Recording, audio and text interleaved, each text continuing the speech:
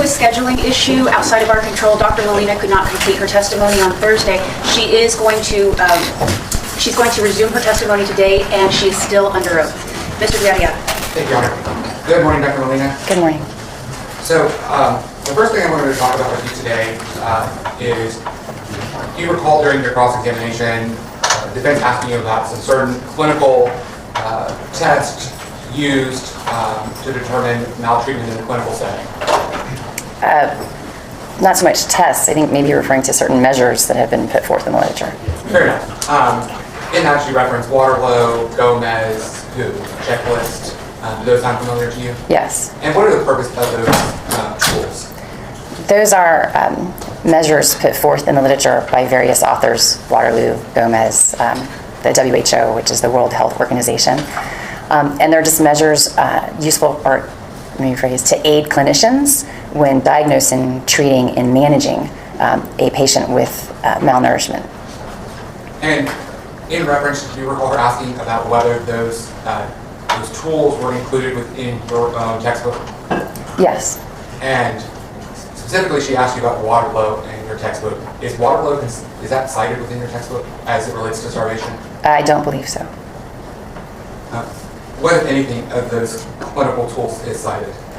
The WHO, the World Health Organization, put out a guideline, if you will, on the management and treatment of malnourishment. And that document, which includes Waterloo and Gomez, and that document is cited in the book. So are those tools used to diagnose starvation after death? No. How are they used in a clinical setting? Again, they're used to kind of grade, if you will, the level of malnourishment in a child. Level of malnourishment, child or adult, to guide treatment and management decisions. Next thing I want to talk about is the organ weight. And what was your opinion as it relates to overall the organs and their weight? Overall, the organs are all on the low side of normal when we look at ranges. So we can either look at, when we look at normal organ weights, we can look at a normal weight, which is usually a mean or an average, in which case all of them would be lower than average. Or we can look at a range, saying a normal organ might weigh somewhere between this and this. If we look at a range, the organs in this child in this case are all on the lower range of that normal range. And let's talk specifically about the brain and the edema associated with the brain. The edema within the brain, would that have caused it potentially to weigh more? Yes. And so,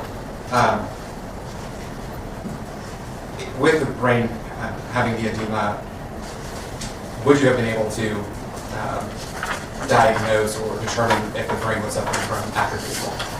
Unfortunately, the edema would then mask or cover up the atrophy, so we wouldn't necessarily be able to see atrophy in an edematous brain. This story is talking about some 3 other potential causes of death, and I want to talk about those with you. First, I want to talk about arrhythmias.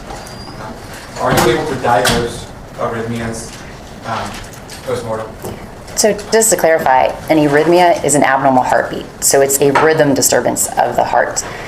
We cannot diagnose those at autopsy because it's a rhythm disturbance, like an electrical disturbance. So much like deciding if a piece of electrical equipment has a short in it, it needs to be plugged in order to determine that. And so after death, we cannot see these electrical disturbances or arrhythmias. In review of the records, did Benji, was there any documentation that he had an arrhythmia? Not that I recall, no. Are clinical arrhythmias usually fatal? So in adults, sudden arrhythmias can be fatal. We call that sudden cardiac death. It's much less common in children without some sort of antecedent symptom or symptoms. There was some questions about whether you did some genetic testing for arrhythmias. What would a genetic test show you had you been able to do that testing? So genetic testing just tells us whether or not someone might be susceptible to having an arrhythmia. It doesn't actually diagnose that they had an arrhythmia or that it even caused the death. It can just tell us that they might be susceptible to having an arrhythmia at some point. So even if you had done the genetic testing and he was had the genetic predisposition, would that mean that he had died from some sudden arrhythmia? Not necessarily, no. As it relates to genetic arrhythmias, do they have, is there an overlap in sometimes anatomical findings? Yes, sometimes. And what is that? Sometimes people who are predisposed to these arrhythmias or abnormal heartbeats also have anatomic abnormalities of the heart, meaning when we look at the heart, we can see that it's too thick or too big or has something structurally wrong with it. And in doing Benji's autopsy, did you find any abnormalities as it relates to the anatomy of his heart? No. The fact that he may or may not have had an arrhythmia, does that even affect, or does that explain the malnourishment? No, it would not. I want to move on to seizures. Was there, as it relates to seizures, is it your understanding, or is it borne out within the medical literature that when people die from seizures, it's usually the first seizure? No, normally when people die from seizures, they have a seizure disorder. I'm not aware of any reports of the very first seizure someone ever being diagnosed with a seizure disorder and that being a lethal or fatal seizure. In your review of Benji's medical records, was there any evidence to suggest that he suffered from a seizure disorder? No. And then looking at choking, asphyxiation, strangulation, was there any evidence that you received to seem to suggest that that was a potential cause of death? No. As it relates to coughing, Ms. Lawyers gave you this hypothetical where something was lodged and it was potentially, they coughed it out, and so you wouldn't have seen it as a cause of death. Is that a likely hypothetical? If someone's able to cough out an obstruction, then that wouldn't have caused their death, because that is what coughing is for. And if we have the ability to cough, then our airway is not completely obstructed. To obstruct the airway, we wouldn't be able to cough it out.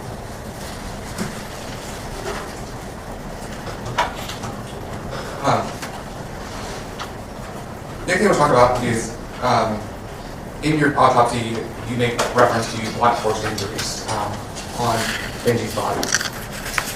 What significance did that have in your determination of whether Benji, as the cause and manner of death? As far as the cause and manner, they likely didn't play a role. They were just a finding present at autopsy. Ms. Lawyers talked to you about injuries consistent with CPR. What type of injuries are generally associated with CPR? CPR injuries most commonly involve bruising on the center of the chest where the CPR is performed. And sometimes we might see rib fractures, depending on the intensity of the CPR. Those are the most common. Rarely we might see some other internal injuries, such as a laceration or a tear of the liver or some bleeding internally. But again, those are kind of the most common effects of CPR. Your Honor, may I approach? Yes, sir. You have permission to go about the courtroom. Thank you. Dr. Williams, I'm going to show you what's already been admitted as evidence. It's State's Exhibit number 127.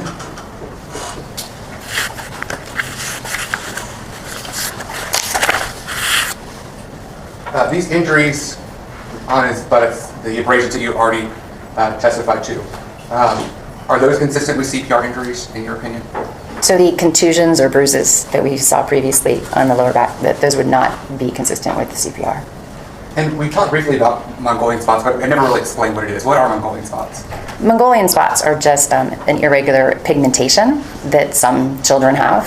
Some adults have them as well. You're born with them and sometimes they fade, but it's a pigment in the skin. It's not an injury. I'm going to show you what's been admitted as State's Exhibit number 129. I'm going to point to this part of, I believe, Benji's left arm. What did you notate this to be? So, right above where the pen was, that's where we can see that purple discoloration. That's a contusion or a bruise there on the forearm. And is that bruise consistent with a CPR injury? No. And State's Exhibit number 130, is that the same bruise? Yes, it just has a measuring stick. So when you first were doing the external examination of his body, did Benji have hair on his head? Yes. And during the autopsy process, do you shave that? Yes. So showing you state's exhibit number 133. Even with his hair on, do you see anything in there that as it relates to any type of injury? There appears there might be an injury underneath the hair, which is why the hair was shaved. Kind of to the back, right side of his head? Correct. And is this the state's exhibit number 134? Is that the right side of Benji's head? Yes. Is there appear to be anything there, Chief? It appears that there's maybe a patch of missing hair, but again, the hair is obscuring anything that might be on the scalp. I'm going to show you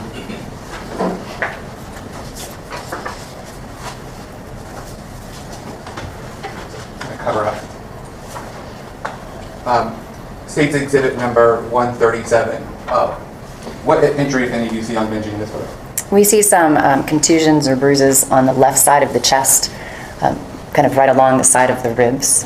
Okay, and I'm going to show you what's been admitted as state's exhibit number 138. Is that those same injuries that you just mentioned?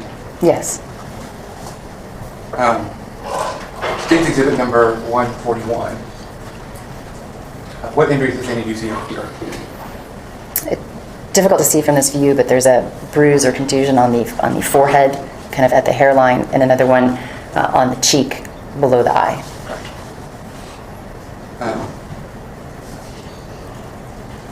Is that the right side of his face or the left side of his face? That's the left side of his face. Okay. And is that state's exhibit number 143? Is that, again, the left side of his face? Yes. Is that the bruise you were just referring to? Yes, it's kind of got a shine on it, but yes. Okay. And then the one on his forehead and his hairline? Yeah, it's right where the hairline is. Okay. And then show you what's been admitted as state's exhibit number 144. Is that Benji? Yes. And what injury, if any, was on what's his right side of his face? There's a bruise across the right forehead above the right eyebrow. Right around here? Yes. I'm going to show you what's been admitted as state's exhibit number 148. What part of Benji's body is that? That is the right lower leg Okay. and knee. And what injuries, if any, do you see on his legs? We see some bruises there just below the knee. And there's another bruise kind of right above the orange band on the lower part of the leg as well. So right here, and then around right here? Yes. I'm going to show you what's been admitted as state's exhibit number 152. What part of Benji's body is done? That is his right foot. And what injuries, if any, are documented there? We see a bruise going across the top of the foot right below it's kind of centered below the third toe. This toe right here? Yes. And all the injuries we just talked about so far, and we're not going to run through them, but were any of these consistent with CPR injuries? No. I'm going to show you what's been admitted as state's exhibit number 158. What part of Benji's body is that? That appears to be the right upper arm. And what injury, if any, is seen in this photo? We see a bruise or contusion right in kind of the center, right above the center of the ruler. I'm going to show you what's been admitted as state's exhibit 156, which I think is a better photo to document. Is that the injury to the forehead you were mentioning earlier? Yes. And then state's exhibit number 158, is that the bruise under the eye you previously mentioned? Yes. I'm going to show you what's admitted as state's exhibit number 161. What part of Benji's body is that? That is the left chin. Okay, and what injury, if any, is documented in state's exhibit 161? Again, we see another bruise there along the kind of margin of the chin. Right around here? Yes. Showing you state's exhibit 164. What injury, if any, is documented in this photograph? Again, we see those bruises of the left chest, as well as we also see a bruise of the left upper arm. That bruise of the left upper arm right around here? Above the pin, yes. Above yes. the pin, yes. Right there. Showing you what's been admitted in state's exhibit number 166. What injury, if any, do you see in state's exhibit 166? This is the back of the left forearm, and we see a bruise there, kind of a purple area. Kind of where I'm circling with my pen? Yes. Showing you what's been admitted in state's exhibit number 169. What part of Benji's body is that? That is the left forearm again, and we see the bruise from another ankle. Okay. And the bruise being right above my pen here? Yes. And State's Exhibit number 170, is that just a close-up of the bruise that was in 169? Yes.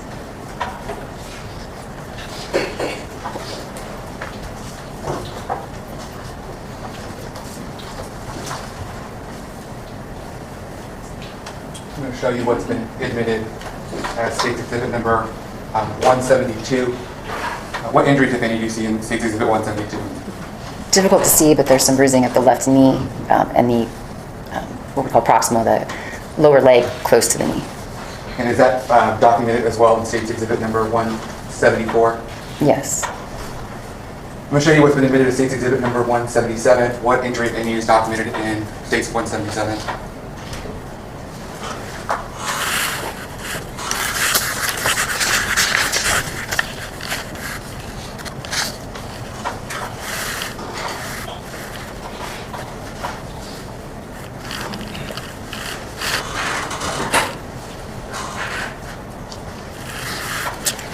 So there's it's not showing well in the photo, but there's a small bruise or contusion just below the right earlobe that's kind of surrounded by some erythema, which is redness. I'm going to hand you the exhibit. Oh yeah, much better. So the erythema and bruise. So the bruise is where? The bruise is right here, and then there's some erythema or redness along here. Thank you. Show you admitted as State's Exhibit number 183. Are these the abrasions that we talked about earlier? The contusions, yes. I'm sorry, I keep using those incorrectly. The contusions to his body. Yes. And then State's Exhibit 185. Let me hand you 185. Without his head shave, were you able to observe any injuries? Well, it appears there's some injuries under the scalp in this photo. So, I mean, there's some kind of purple discoloration, which are bruises, but you can't tell from this photo. Okay. So again, you did, during the autopsy, shave his head. Yes. I'm going to show you what's been admitted as State's Exhibit number 190. What part of Benji's body is that? That's the right side of the head. Okay. And what injuries, if any, do you see on State's Exhibit number 190?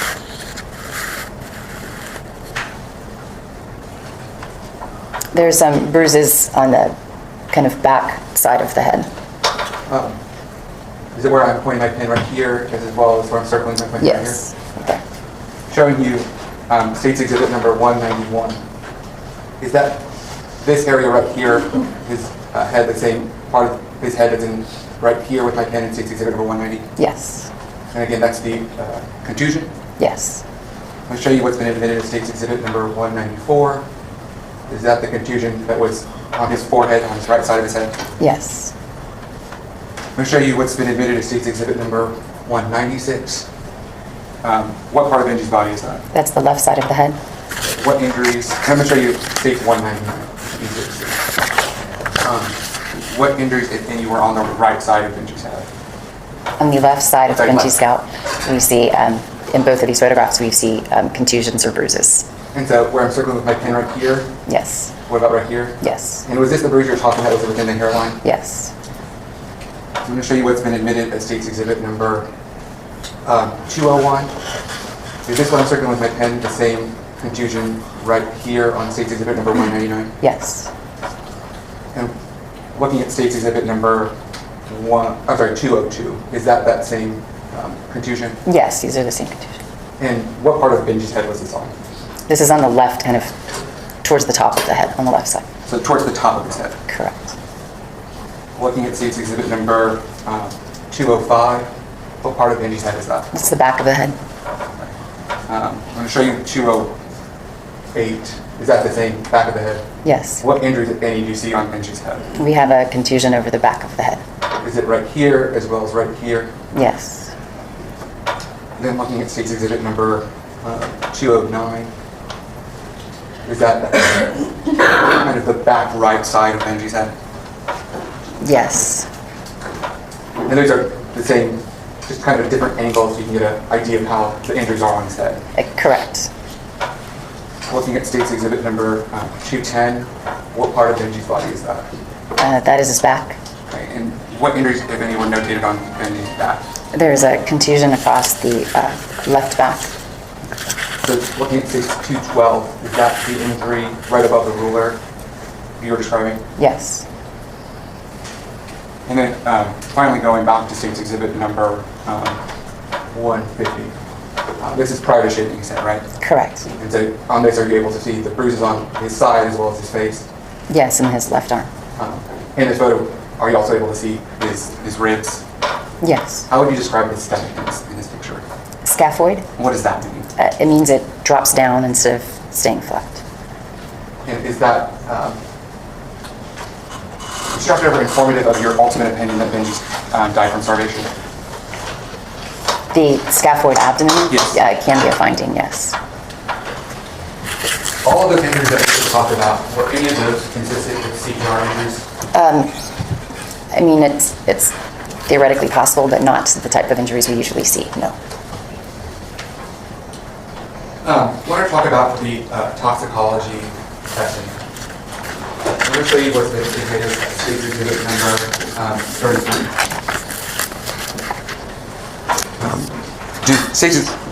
Defendant's exhibit number 33. Does this contain the toxicology results? Yes, And does it also contain the chain of custody? yes. As it relates to toxicology and testing with the Cook County Medical Examiner's Office, are you able to complete a lot of testing in-house? Yes. Were there some tests that, in this case, you sent out to another lab or another lab to complete testing? There was one test, yes. What test was that? That was the vitreous glucose. So all other tests were completed in-house? Yes.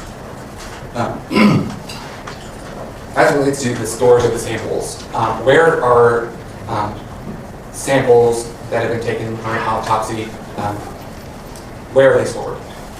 So our office has our own in-house toxicology laboratory.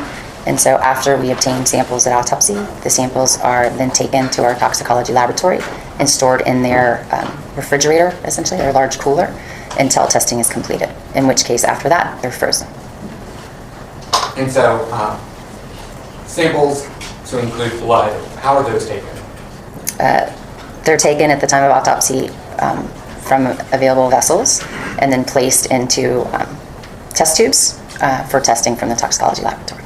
And those test tubes often contain preservatives? Yes. And what's the point of that? Well, we take several different types of samples depending on the type of testing that we want. Most commonly in postmortem examinations, we're doing toxicology for drugs, and that sample is particularly what we call a gray top tube, meaning it contains a preservative that inhibits bacterial growth so that the bacteria can't affect or change the results of anything in the tube. Additionally, we only use glass tubes so that the tube itself cannot change any of the results. When talking about the testing for ketones and acetone, did your laboratory test for those things? Yes. And why is that? Acetone and isopropanol are ketones, are common findings, common chemicals found in various different disease processes. And so it's something that we need to test for and look for on pretty much every case that we do toxicology on. So it's just part of our routine panel. How does one die from type 1 diabetes? So there's multiple different ways that diabetes can kill you. It can kill you from kind of long-term sequelae or consequences, including heart disease, kidney disease. Diabetes can affect multiple organs in the body. More acutely, however, it can kill you by something called diabetic ketoacidosis. And that's where the sugars are there's not enough insulin for the body to process the sugar. So the sugars rise very high, resulting in a ketosis, which is where these ketones are created. And it creates an acidic environment of the blood. And all of this creates a lot of what we'll call metabolic disturbances in the body that can lead to death. And so the ketones, including I'm going to say just ketones. Did your laboratory test for that? We tested for acetone, which is the main ketone, yes. And what was the result? Negative. And what does that indicate to you? That there was no significant acetone or ketosis at the time of death. So did Benji die from type 1 diabetes as it relates to going into diabetic ketoacidosis? No. One thing I want to talk with you about is there was mentioned during your cross-examination as it relates to the accreditation of the Bexar County Medical Examiner's Office. Who accredits the Bexar County Medical Examiner's Office? Well, our office is accredited by the National Association of Medical Examiners, and our toxicology laboratory is accredited by the National Association of Medical Examiners in conjunction with the office's accreditation, but also the American Board of Forensic Toxicology, which is now part of ANAB, which abbreviation I don't know. Okay. And during 2021, the Front Lab went into a provisional status as it relates to the name accreditation. The medical examiner's office went into provisional status, yes. What does that mean? It means that our association found that we were still doing good work and doing the work we needed to do. However, along with many other offices at the time, we had caseloads that were too high because, again, it was COVID, so our caseloads went up, and we had several retirements. So our workforce went down and our caseload went up. And NAME has limits on how many cases you should do to basically keep the well-being of the physicians and the other employees in mind and not overworking our workforce. Along with that, as part of that, our turnaround times went up, meaning how long it took us to close cases. So NAME has rules of how long it should take us to close a case, and as you can imagine, that went up as well. As part of your duties, do you also complete inspections of other laboratories and medical examiner's offices? Yes. Do you know a person by the name of Dr. Eric Christensen? Yes. And how did you know him? I first met Dr. Christensen. I know of Dr. Christensen. We're a very small group, so I know of Dr. Christensen, but I first met him when I inspected his laboratory, his office for the National Association of Medical Examiners. And so that's that name accreditation? Yes. When did you do that?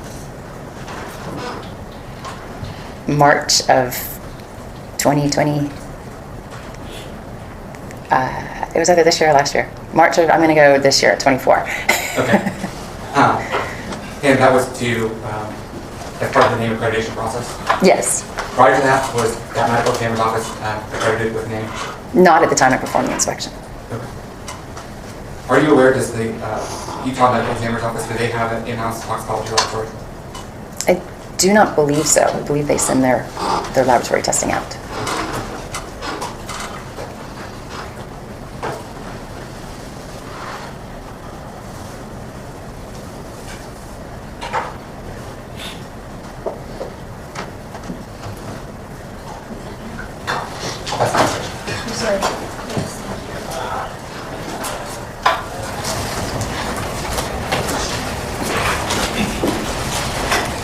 Now, Dr. Molina, you wouldn't want to mislead this jury, would you? No. And you just testified that the organ weights were in the low range, correct? Correct. All right. You have an article that you published that has the range of organ weights? Yes. Do you think it would be important for this jury to use your data to see where Benjamin's weight fell out? You can. Showing you what's been marked as Defendant's Exhibit 43 and Defendant's Exhibit 44. Defendant's Exhibit 43 is your article, correct? Correct.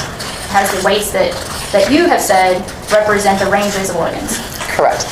And then here is Defendant's 44, and would you agree, you can cross-reference it, it has the weights of Benjamin's organs, and then the weight ranges that you have said would exist for 4-year-olds and 5-year-olds, because he's right on the cusp, right? On the cusp of being 5. Yes.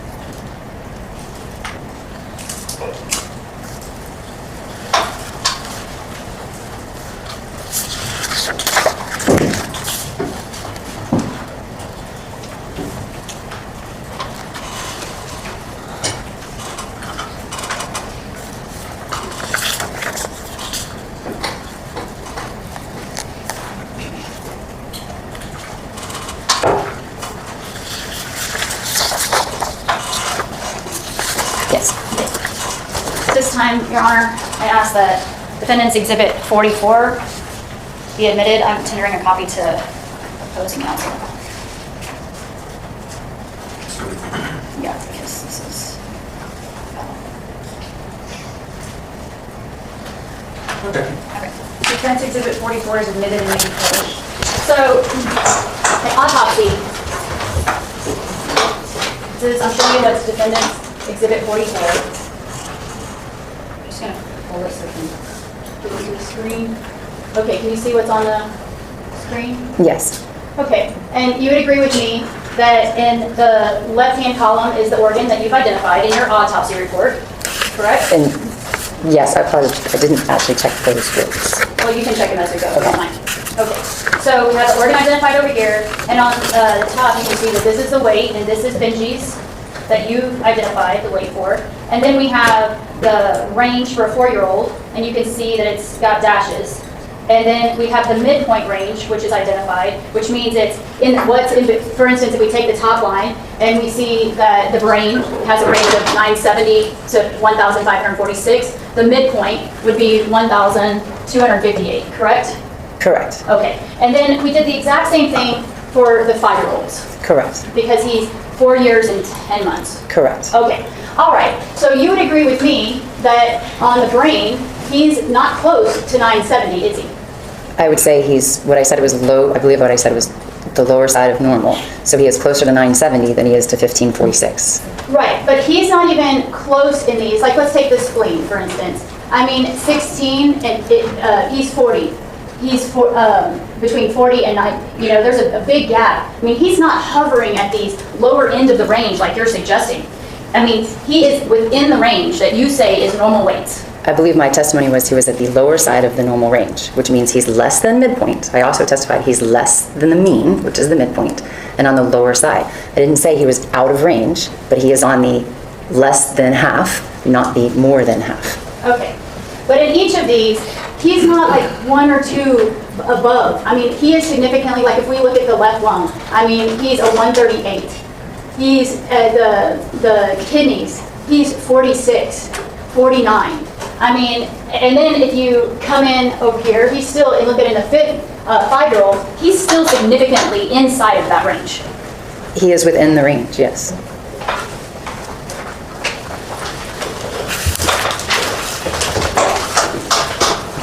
Now, when kids are weighed at a doctor's office, do they have their clothes and shoes on generally?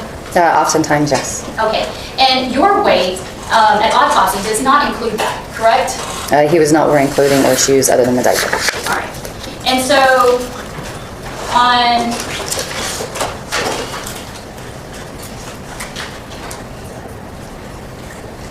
July 26th of 2021, Benji had a doctor's appointment, and it was with Little Buddies, correct?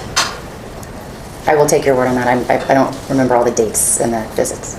So I've marked this as Defendant's Exhibit 45 as a paper copy, but it's actually already been admitted into evidence, and I'm tendering it to opposing for review. I just asked that you demonstrative judges it's duplicated. Can you tell me what item of evidence it's already been admitted in? In 76. Okay. Yes, I will. I'm going to sustain the state's objection unless the Sawyers, you want to re-urge it if you do find it necessary to admit it, but it's going to stay as demonstrative. I mean, but I can publish it. Yes, ma'am. So on this photo is already in evidence, and it says it came from July 26th, the day he goes to Little Buddies. And you can see that he's wearing a black shirt, some red shorts, and he's wearing high-top tennis shoes. Yes. Right? Okay, so when you have a weight from a doctor's office, and you have to consider the fact that they're wearing clothes, and how much do you estimate the clothes with the shoes and the rest of the clothes that he didn't have on at your autopsy would have been? Well, so I don't know how much the clothing plus the shoes would weigh, but normally at a doctor's office you slip out of your shoes to take a weight and a height, particularly for children. But again, I don't have that clothing, so I don't know how much that weighs. Well, I mean, it could weigh a pound, correct? Sure. Okay, and if it weighed a pound, that would be a significant change in, a pound translates to approximately 0.5 kilograms, Approximately, correct? yes. And you have him down at 12.7. Correct. kilograms, right? So that would come back up, now we would have instead of 12.7, if we added a pound per weight, then we're back up at 13.2, correct? Oh, okay. Do you understand the math there? I do understand the math. I'm not understanding why we're adding. Well, Okay. if we're trying to compare apples to apples, right, we want to make sure that we're not misleading the jury into thinking that he has, we want to be as accurate as possible so that when he's getting weighed at these different places, like an ENT, at the ER, at his doctor's office, we cannot assume that he took his shoes off, correct? It's normally standard of care to take your shoes off, but you would have to talk to the physician that he saw as to whether or not that occurred. But we can't assume that he didn't have them on. Okay. Is that, you don't know, you weren't there, right? I do not know. Okay. Correct. And when they go into the, to the ER, you don't know if they take their shoes off. Correct. You don't know if at an ENT, an ear, nose, and throat doctor, if they have them take their shoes off. Correct. And you didn't call Dr. Lopez at Little Buddies and say, hey, did you weigh him with his shoes or without his shoes? Did you? Correct. Okay, so the point being is that while you have this weight of 12.7, it's disingenuous, or it can skew the number depending on whether the prior weights were actually with or without shoes on and with or without clothes on, correct? There is a variability there. Okay, it can vary, right? Because we have to consider the fact that he could have been a whole pound more on the weight scale just because of clothes. All right, so we have this, we have those weights, and then let's talk about the accuracy of your autopsy. So you have that, exhibit 33? Okay, now, you would agree with me that most of the time, when we're trying to be accurate and we're measuring somebody, it's not going to turn out into whole numbers. It's going to be, for instance, in your measurement of 39 inches tall, it could be 39 inches or 39 and a quarter, 39 and a half, 39 and 3/4, correct? Correct. But in your autopsy report, you're just slapping down this whole number without any increments, 39 inches, right? Correct. Then we go to the weight of 28 pounds. Again, it's a whole number without any kind of variable. So if we had 28 pounds, 0.5, 28 pounds, 0.9, that is different. That's almost, although not quite, 29 pounds. It's somewhere in the middle. But because you would agree with me, you didn't give us any decimal points out, we can't figure out if he's at the higher side of 28 or the lower side of 28, correct? No, because if there were decimal points, we would have put them. So 28 pounds was 28.0, Okay. and 39 inches was 39.0. So your office did the Giovanni case, right? Correct. And Dr. Frost was your mentor, or one of them? He was my boss at one time, yes. And this is an autopsy report that you signed off on. I would assume so, I can't see it. Okay.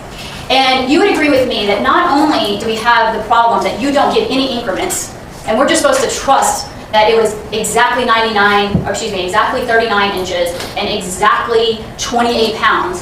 You don't convert that in your autopsy report on paper to the kilograms, right? So we have, if you look at Judge, at this point, I'm going to object to a compound question. I'll rephrase. If you could, please.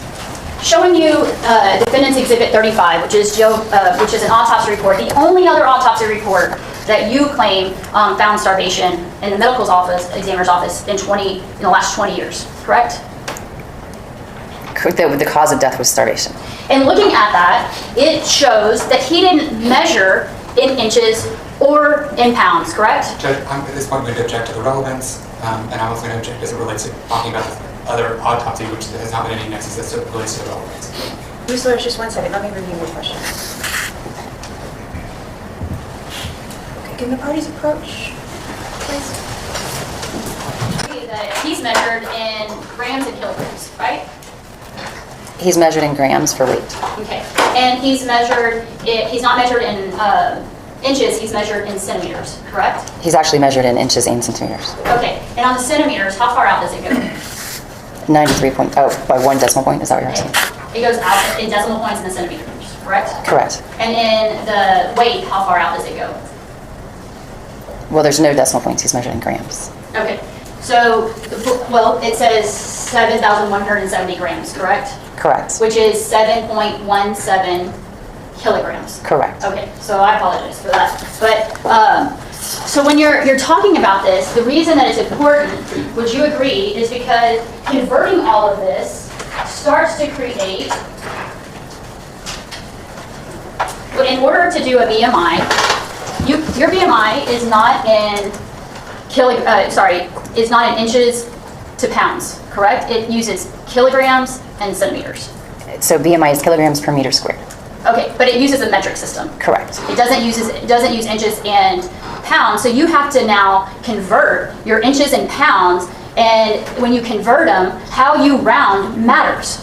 Because, would you agree with me, if you had 36, I'm sorry, you said 39. It's 39 inches, and you have 28 pounds, when this can be anywhere from 39.0 to 39.9, and that's all 39 inches, correct? Not in our case, no, that is not how we report things out. Well, you didn't give us what your decimal point was. So we, again, would just have to trust you that you rounded correctly, either down or up, right? So 39 inches, when we measure, if it's 39 and a half, we say it's 39 and a half. If it's 39 and a quarter, we say it's 39 and a quarter. So what would be fair would be if it was 39.0 to 39.25, or actually not even that, because if you're closer to a quarter. So it would have to be 39.0 to 39.15 to estimate. But we are no more than 39 and a quarter, because we would have called it 39 and a quarter. All right. And so we just have to trust you on that, because that, again, you didn't give us that data, so we don't know.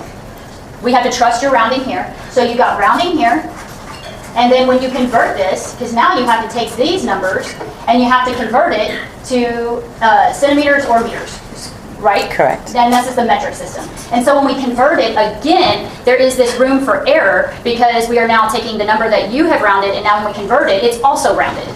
So the point is that by not measuring in the item, centimeters, and this would be kilograms, the system in which you're actually coming up with your BMI, and you take your BMI and you make that part of your ultimate, big conclusion, right? You're looking at this BMI, and your ultimate conclusion is based on the BMI, correct? That is a finding listed in the conclusions. All right, and in order to get the BMI, these numbers right here are what you ultimately have to use to get to the BMI. Correct. So you got to go through this whole process, whereas if you had just started and measured to begin with the centimeters and the kilograms, we wouldn't have this increased rate of error, right? Not necessarily. I mean, there's still variability in measurements. Well, here's the thing. If you have a difference in a whole pound, you're 28, somewhere in there, if half a pound equals, if half a pound would equal how many kilograms? So it'd be about 1 kilogram. 1 kilogram, right? And so we have this increased rate of error when we go down that path that it does not allow us to be as accurate. So now we have the added shoes potentially, we have this rate of error, and somewhere in there we have only lost, when you look at it, his last weight on your chart, right?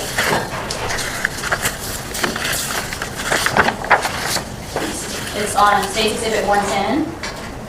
His last weight was 13.43 kilograms before you say that he weighs 12.7. Right? Correct.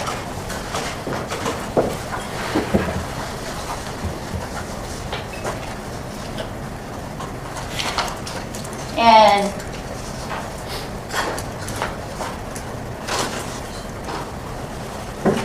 I'm showing you what's been marked as State's Exhibit 108.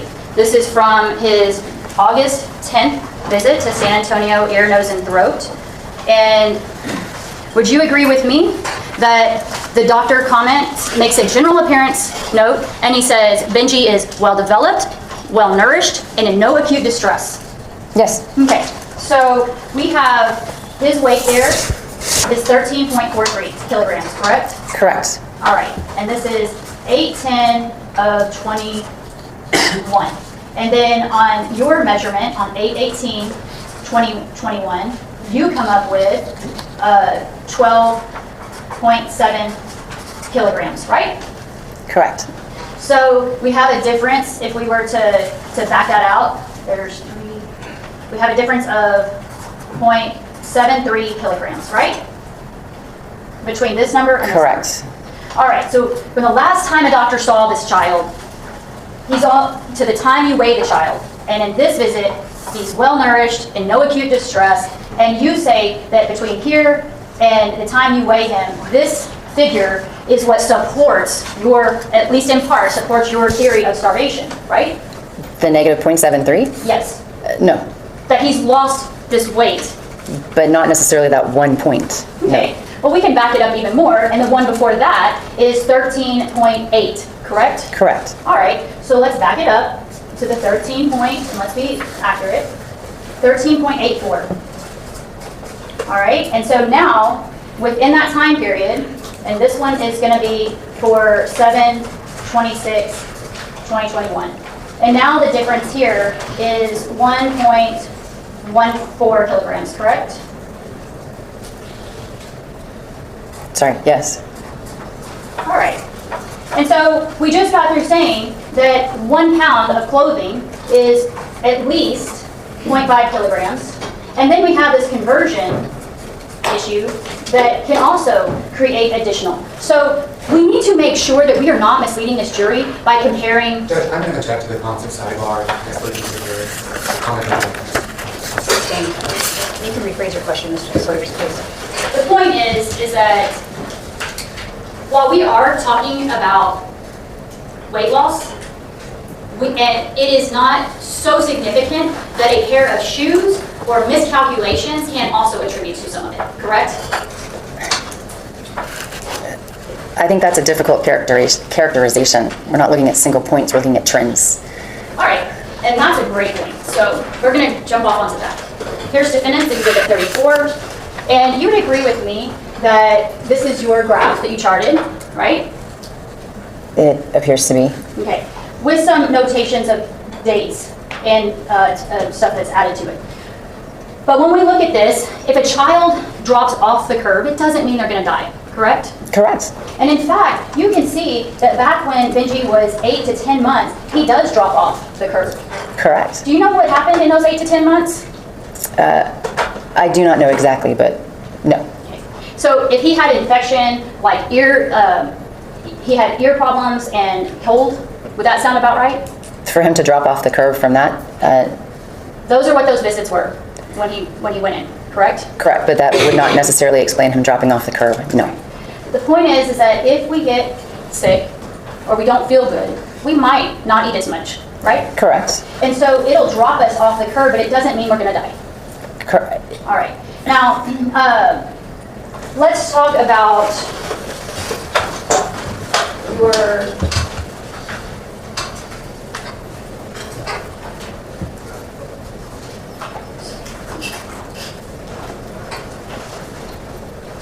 length of time for the food to go from the mouth to the colon. Are you aware that there are studies out there that say that it can happen in as little as 10 hours? No. Are you aware that Dr. Luffer has testified it takes 6 to 8 hours? No. Would you disagree that it can be that short? No.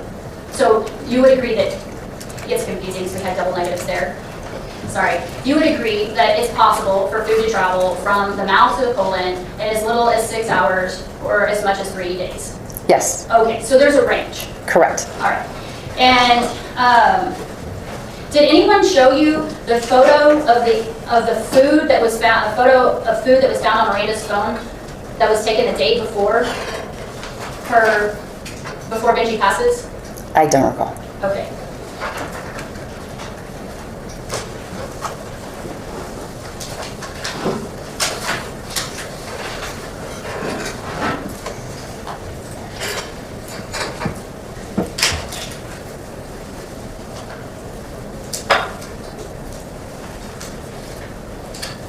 Showing you what's been marked as defendants 46 and 47. And I'm going to ask, looking at that photo, does it look like it could be similar to what's in the gastric contents of what was found in Benji's stomach?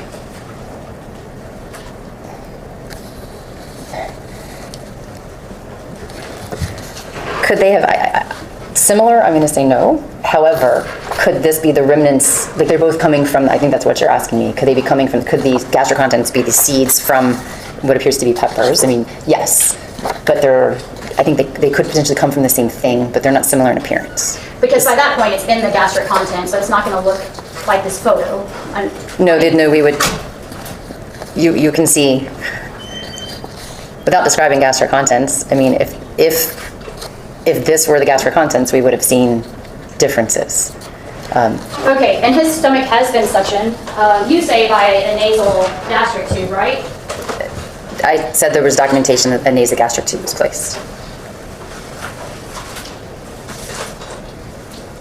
Miss Wears, what number is that? 46 and 47. Thank you very much. And then, but you would agree with me in State's Exhibit 2 that he doesn't have a nose tube, correct?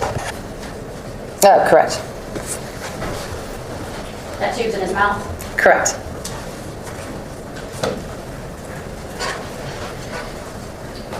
Now,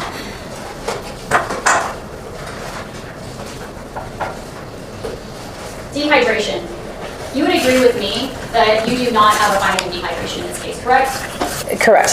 And that is because, per your own publication, he doesn't meet the criteria for dehydration. Dehydration on its own. And so, let's talk about, so if Dr. Lucifer claimed that that Benji was dehydrated, your findings did not substantiate that. Correct. I use the term non-diagnostic.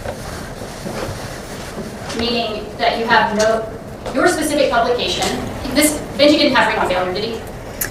So there's no evidence of renal failure. Okay. And your publication specifically states in individuals with dehydration, there will be sodium is usually going to be higher than 160, chloride greater than 145, and then vitreous, urea, nitrogen greater than 40, correct? Do you need to see That is consistent. I don't know exactly what's in there, but sorry, that is consistent with yes. Okay, and when you compared Benji's results to your criteria, he didn't meet those criteria, correct? Correct. So let's talk about your labs in-house. Now, Dr. Lucifer acknowledged that how a sample is preserved is important because it affects the accuracy of the results that follow. Would you agree with that? Yes. All right. So when we talk about your in-house labs, you stated that it was refrigerated until they do their testing, correct? Correct. And then they freeze it. Correct.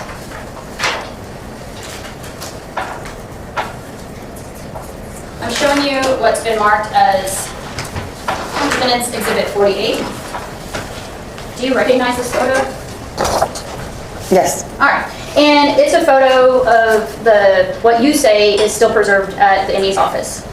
As of the date the photo was taken. Okay. Some of the items that are still preserved as of the date the photo was taken. But in regards to toxicology samples, or blood sample, urine sample, vitreous fluid sample, that's all contained in this photo, correct? Yes. I mean, you were specifically asked to take a photo of what y'all were maintaining.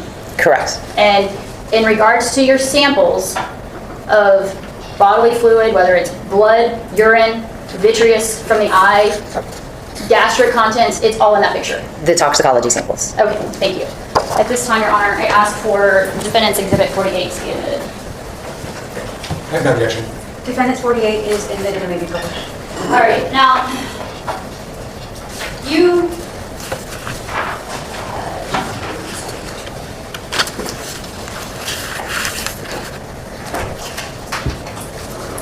claim that there's no acetone found, correct? Correct. And in regards to acetone, did you write in your chapter 4, of your textbook, that it has been reported acetone concentrations between 4 and 158 milligrams per liter in 5 starvation cases have been noted? Yes. Okay, so we don't have acetone here, according to you, but would you also agree that there is volatility in how we preserve our samples, right? It can make them, if they're not preserved correctly, it can affect the underlying sample integrity? Depending on the assay performed, yes, if samples are not preserved correctly, there can be some variation depending on what you're testing for and depending on the sample. So in particular, like if we're testing for ketones and we do not preserve the sample correctly, then by the time we go to test for it, they may no longer be there, or they'll be there at a much lower level, correct? It depends on the ketone. Ketones are relatively stable, so it would depend on the length of time. There's a lot of variability there, but it's possible. Did you do, so you say that, did you test for the additional ketones of acetate, pronounce this right, acetoacetate? I might be pronouncing it. Acetone acetate? Thank you, that word. Did you test for that? No. Did you test for beta-hydroxybutyrate? No. Okay, and those are also ketones, right? Correct. And so in your defendants, or what I'm showing you, defendants exhibit 48, it shows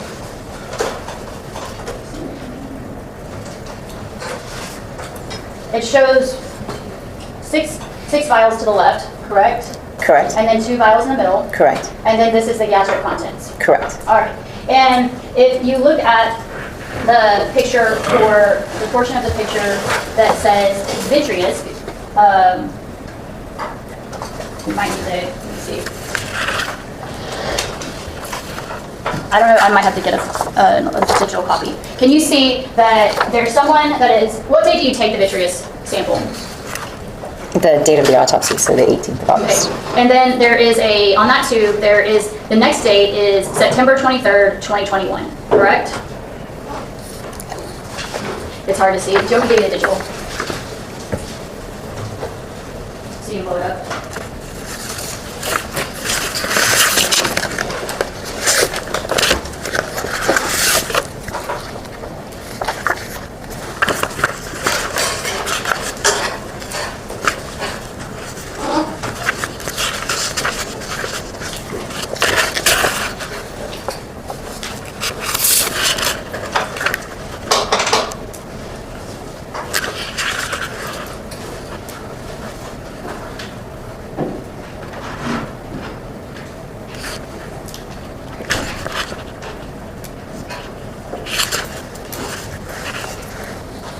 I'm sorry.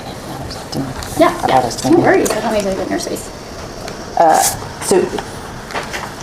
So I see potentially 3 dates listed. Is that what you're asking? Yeah, what dates do you see? 8, 23, 21, 9, 27. I think it's a 21. If not, it's a 24. I think it's a 21. And 10, 26, and I'm going to guess that's also a 21. Okay. And so looking at your, now vitreous was sent out, right? That's the one that's sent out? One of the tests was sent out And that would be on the vitreous. for one analyte. Did you use the vitreous fluid to test for the ketones? Yes. Okay, so it's the same sample that we're dealing with. And do you have your defendant's exhibit 33? Now, you said that the chain of custody is going to be in here, in your documents, correct? Correct.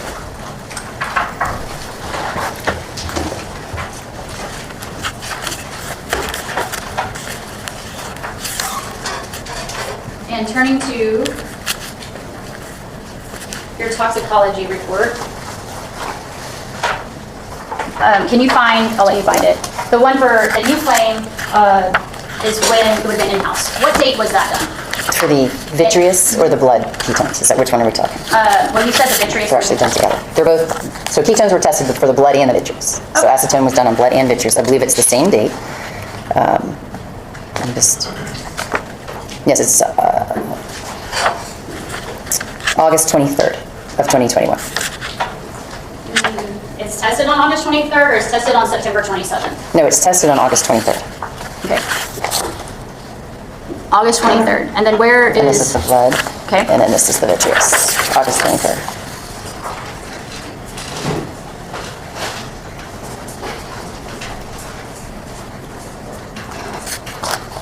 and this one is done August 23rd. This is the vitreous. Now, this is collected, right? Correct. And this is, you say it's tested Correct. For the acetones, that's what you asked me for. in-house. Correct. And then when is it sent to the lab? When is the vitreous sent to the lab for NMS?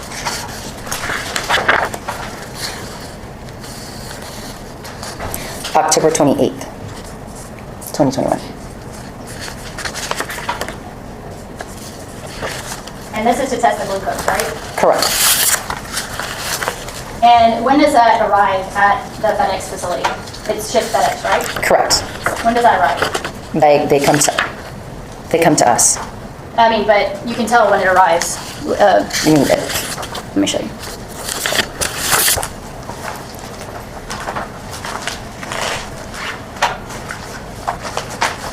So when it arrives at NMS? Yes, at NMS. Okay, sorry. So when it arrives at NMS, October 30th, 2021. Okay.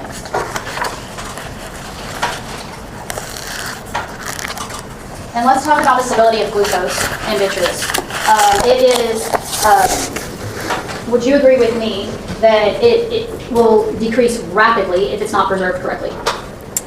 It'll decrease rapidly in the body, yes, and then it decreases further if it's not preserved. Okay, and in fact, NMS Labs notes on there that if it's not frozen, first off, it needs to be frozen, Correct. and then it needs to be within 30 days.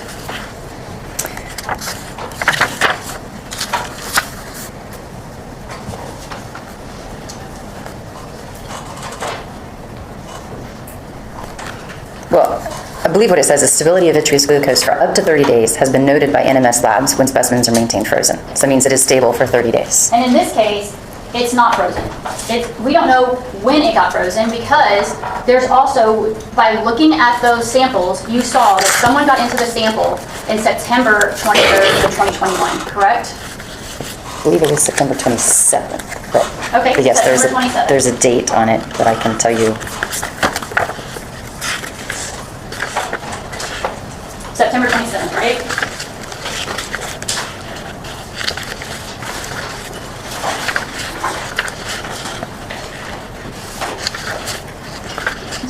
Yes.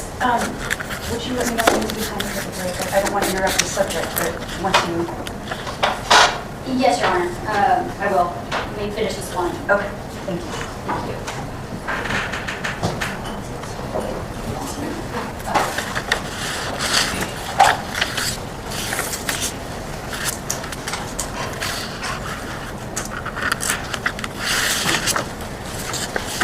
Do you see on your toxicology report that there's actually going to be someone that they say that the completed date is 9/30/2021 for your toxicology? Sorry, mine's now out of order. So. Yes. Okay, so while you claim that they did the test on 8/23, we now have the report that's saying that not only did someone, we have the vial, excuse me, that says not only did someone go in there and get the vial on 9/27, but we now have the report saying that it was done and completed on 9/30, correct? I think you're misunderstanding our laboratory data and what all of this represents. So that report you're asking me about being completed on 9/30 is all tox testing, not one particular test. And the date from 9/27 was an additional test that was done, not acetone. So we document each time we go into a vial to perform each different test. So these are different tests being done. So you have to go to the data to see that. All right, and so if you're, and I'm looking at your data, you would agree that there's other testing being done on August 25th, correct?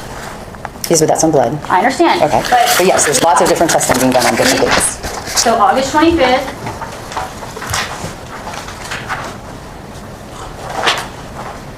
Are you looking for the other vitreous test? I'm looking for, I'm looking for one that I know is on the 27th. It's this one. You're looking for this one. Okay, so there was a test done on vitreous on the 27th of Correct. September? On 27th, Okay. yes. All right, and so you cannot tell us when exactly any of this got put into a freezer, correct? Correct. All right.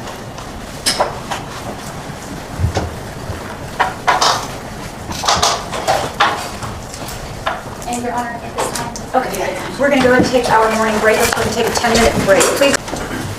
You may be seated. Okay, ladies and gentlemen, before we move on with testimony, I have a short instruction for you. The court is going to instruct the jury that you shall disregard any question or answer that has regarded the subject of gross arrest lines. Thank you very much, Ms. Sawyer. And in your autopsy or findings, you did not find any organ, you did not review the fingernail. You did send the fingernails off for any kind of testing, correct? Your child? Correct. Didn't send the hair off for any kind of testing, correct? Correct. And the stomach contents weren't tested. Correct. You did not find any organ failure. I would need clarification. You found no evidence of an organ failing, right? You didn't have kidney failure, liver failure. Prior to death. Okay, so. Organs fail at that, so.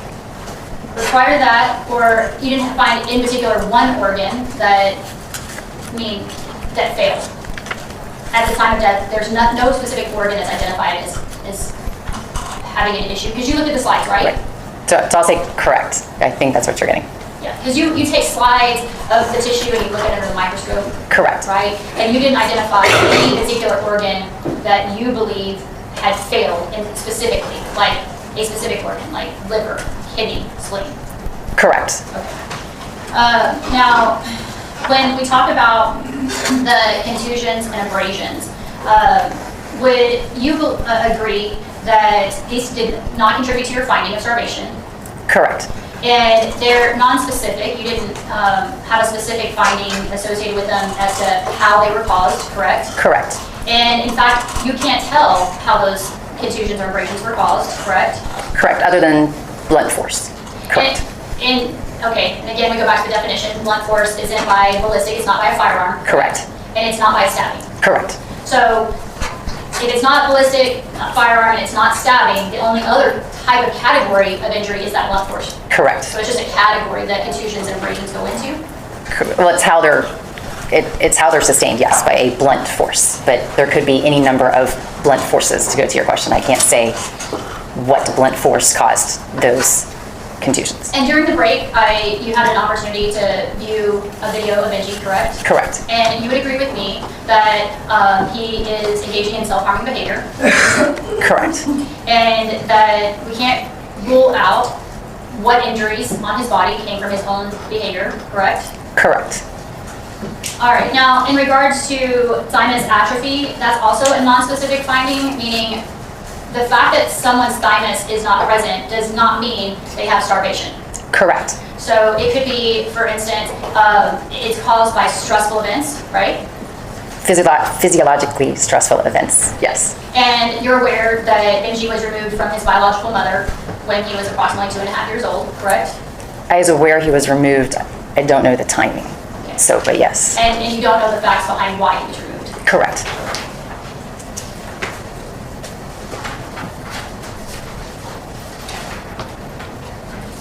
Now, lastly, I want to approach and show you Defendant's Exhibit 34. There's been this ongoing discussion about y'all have said, you've made this comment that the decline in weight starts from his 10th month, right, 10 months back. You've come up with this 10-month period. 48 months, I believe. Okay. So it's 10 months, yes. So- That's 48 months. And you're We just had- basing it off of this data point? Because this is 48 months. If we were to Correct. draw, so it's this data point that you're looking at? Correct. But if this data point is wrong, because it is an outlier, it's off of his curve, most of his life he's tracking along at this percentile, which you've already acknowledged, correct? Correct. But if this is an outlier and it's not accurate for some reason, and we're still along this curve, you would agree with me that really the really significant drop is going to be at July 21st, 2021. Right here where he is with CHOSA, and for the first time we have that weight that's between 14.6, I don't want to get it wrong. In the same day, he loses 1 kilogram, right, in weight. So we're here on 7/21, and at the Pearl ER that morning, he was 14.6.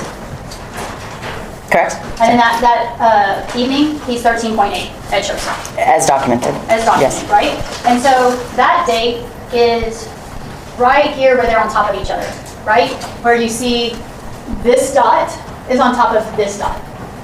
Correct. Okay, and so really we're only talking about this precipitous drop off, not from a 10-month period. We're really focused on what's going on right here in this 3 to 4 week period, correct? I think that's where the precipitous is, but the trend has to start back further.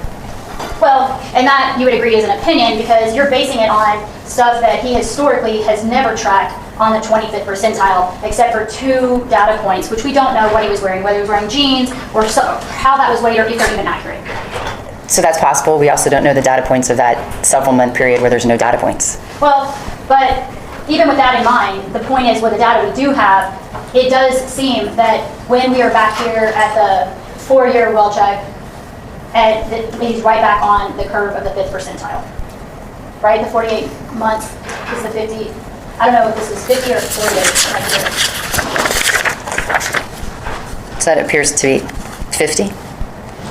Which point? So this one is, yeah, so this 4-year well check right here at Little Buddies, he is measuring 14.1. So he's right back on the growth curve. And here, while it looks significant, that is, they measured him at Northeast Baptist at 14.8. So it's not a huge difference, it's about a pound difference. Correct. Okay, so let's not confuse the issue here. While it looks like a big difference, we're talking about 1 pound, whether they're off, we don't know at that, like this one right before it.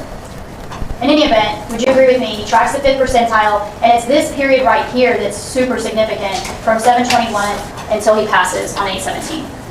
I would say that's where we have the most data points. So, but again, we're seeing this trend. Okay, well, we have 3 data points that show him all on the 5th percentile, right? We have his 4-year well check. We have the one where he goes for his, he goes into CHOSA 325 and 4-1 of 2021. And then we have our data from 721. Correct.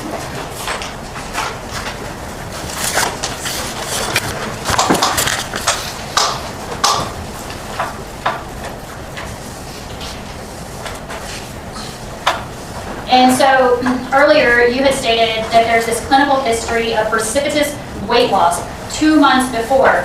But you would agree with me that there's no data points at 2 months before.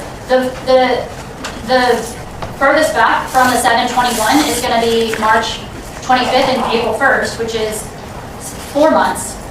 So while you keep saying this 2-month period, would you agree with me it's misleading because 721 is the next data point. So we only have data points for the last 3 weeks of his life that show the precipitous drop.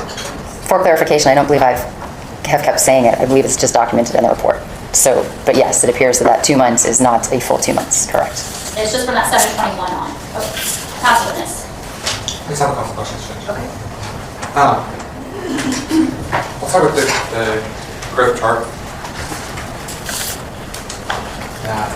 You have that with you? You have that with you? I have mine. This not the. Wait a minute. It's right here. Sorry.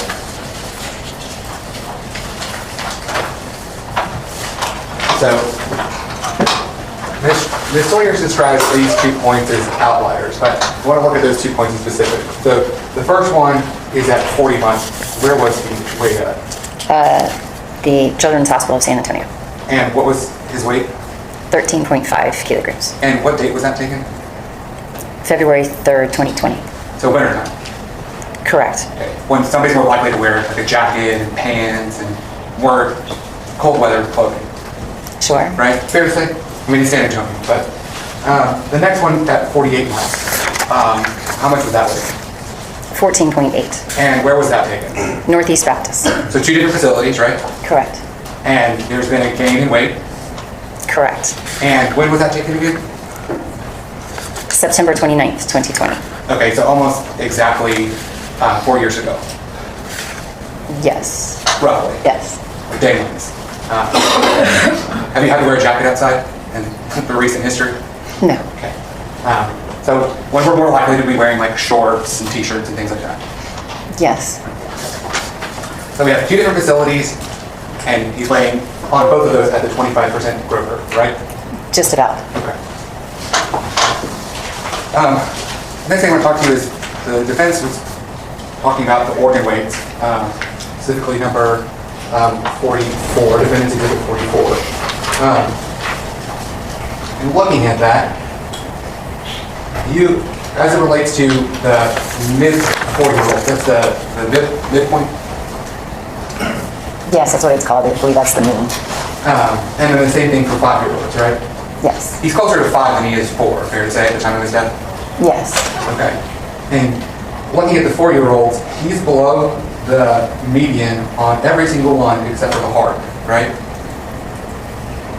Correct. And then when we look at 5-year-olds, he's definitely below the median on both those. Correct. Okay. So on the lower half of the weights. Correct. Okay.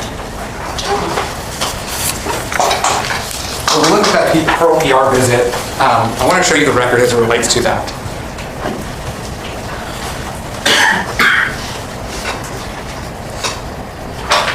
I'm going to show you what's already been admitted as State's Exhibit number 107.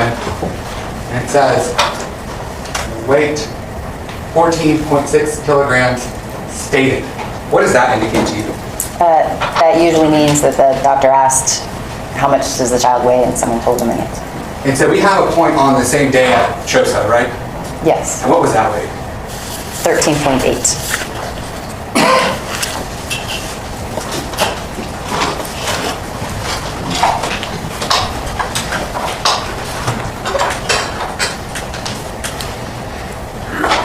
As it relates to his height and his weight, Ms. Sawyer talked a lot about whole numbers. Remember that testimony?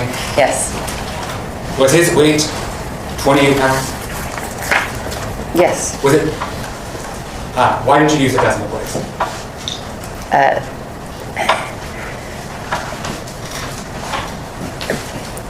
Because in our office, if you're under the age of, if you're 2 or under, then usually we'll weigh in kilograms, which gets you your decimal places. If you're over that age, then we weigh in pounds and we measure in inches, and we round to the nearest quarter. So it would be 28 and a quarter, 28 and a half, 28 and 3/4. When you get less than that, there's variability in the measurements, variability in the scales. So it's just the convention in our office that's what we use, which is why it's not 28.0, because that would indicate that I'm saying there's absolutely nothing. But the convention in our office, again, is to use quarter, half, 3/4, and the weights. Same thing with when we measure. It's quarter, half, and 3/4. Okay. So he's not 28 and a quarter pounds, fair to say? Correct. He's 28. And how many inches? 39 inches. And he's not 39 and a quarter, fair to say? Correct. The video that you reviewed over the break where Ms. Sawyer says that Benji was engaging in self-harming behaviors, was he hitting himself very hard? It did not appear so. And when the person on the video told him to stop, did he stop? I don't recall that in the video that I was shown. There was no sound. Okay.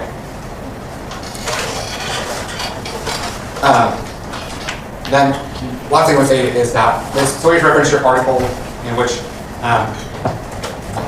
stated that there was acetone concentration between 4 and 158 milligrams per liter in 5 starvation cases. We looked over the citation for that at the break, correct? Correct. And that particular article that it's referencing is related to post-mortem biochemistry and suspected starvation-induced ketoacidosis. Is that fair? So that was the name of the article? Correct. Is this a case of starvation-induced ketoacidosis? No. So it has no relevance to this case? Correct. No, that's the witness.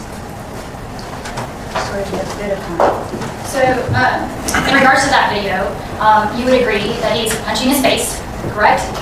He's hitting himself in the face, correct? Yes, with a closed fist. I need to see the video. I'm sorry.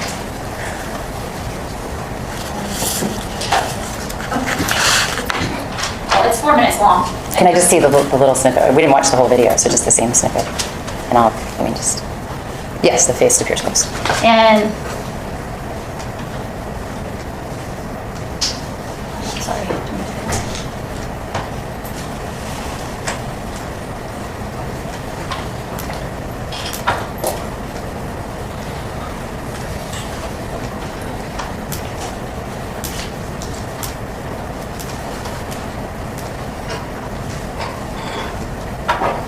it appeared to you that for 4 minutes, he's hitting himself in the face with his fists, With his hand closed, yes.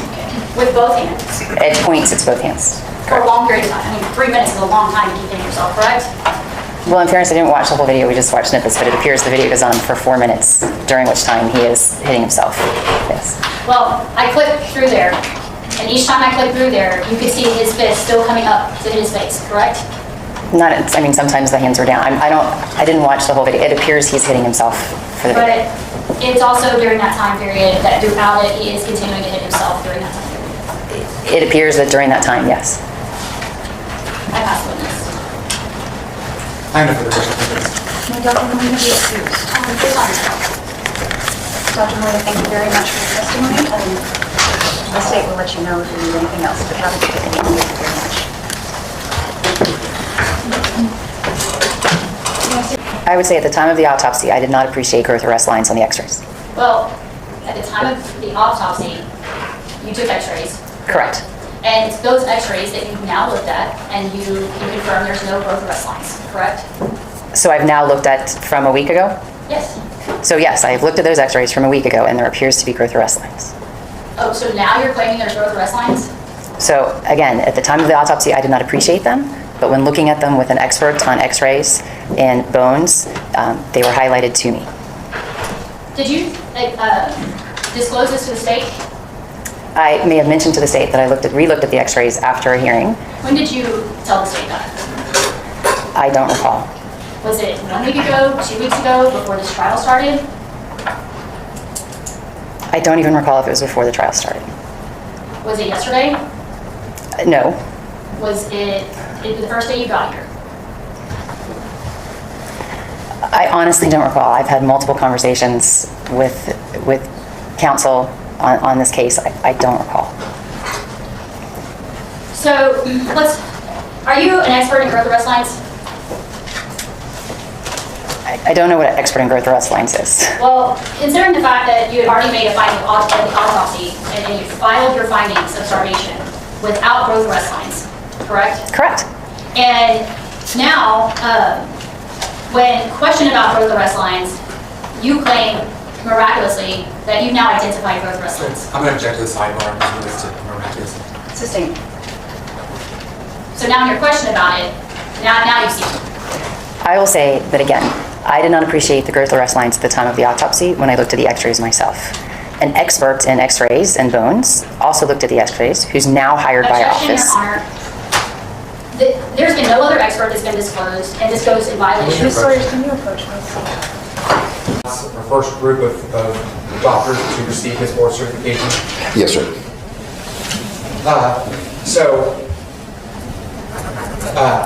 You're in Galveston for 11 years.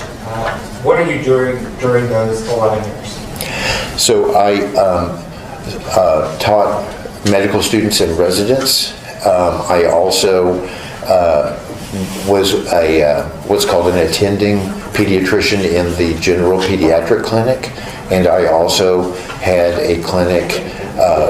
About half of my time was spent in the clinic for examining children for child abuse or neglect.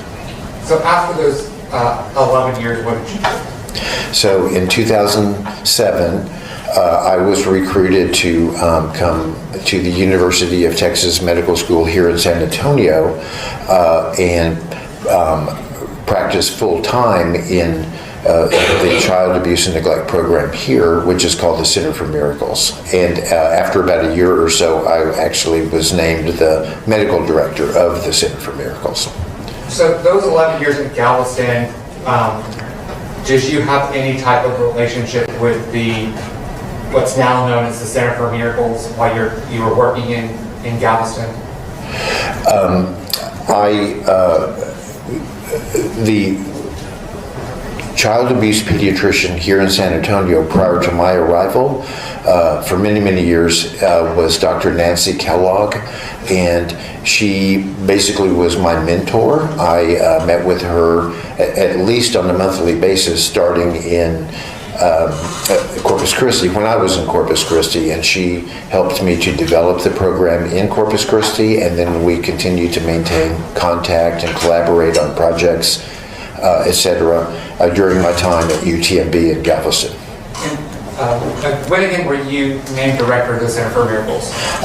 I believe it was 2008. Okay. And then did you remain the director until your retirement last month? Yes, sir.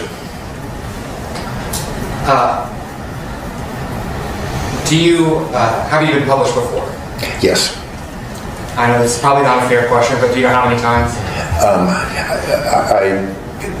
I have authored or co-authored about 30, I believe it is, articles in what are called peer-reviewed journals, and about a dozen or so other publications. Have you been specifically published even on starvation? Yes.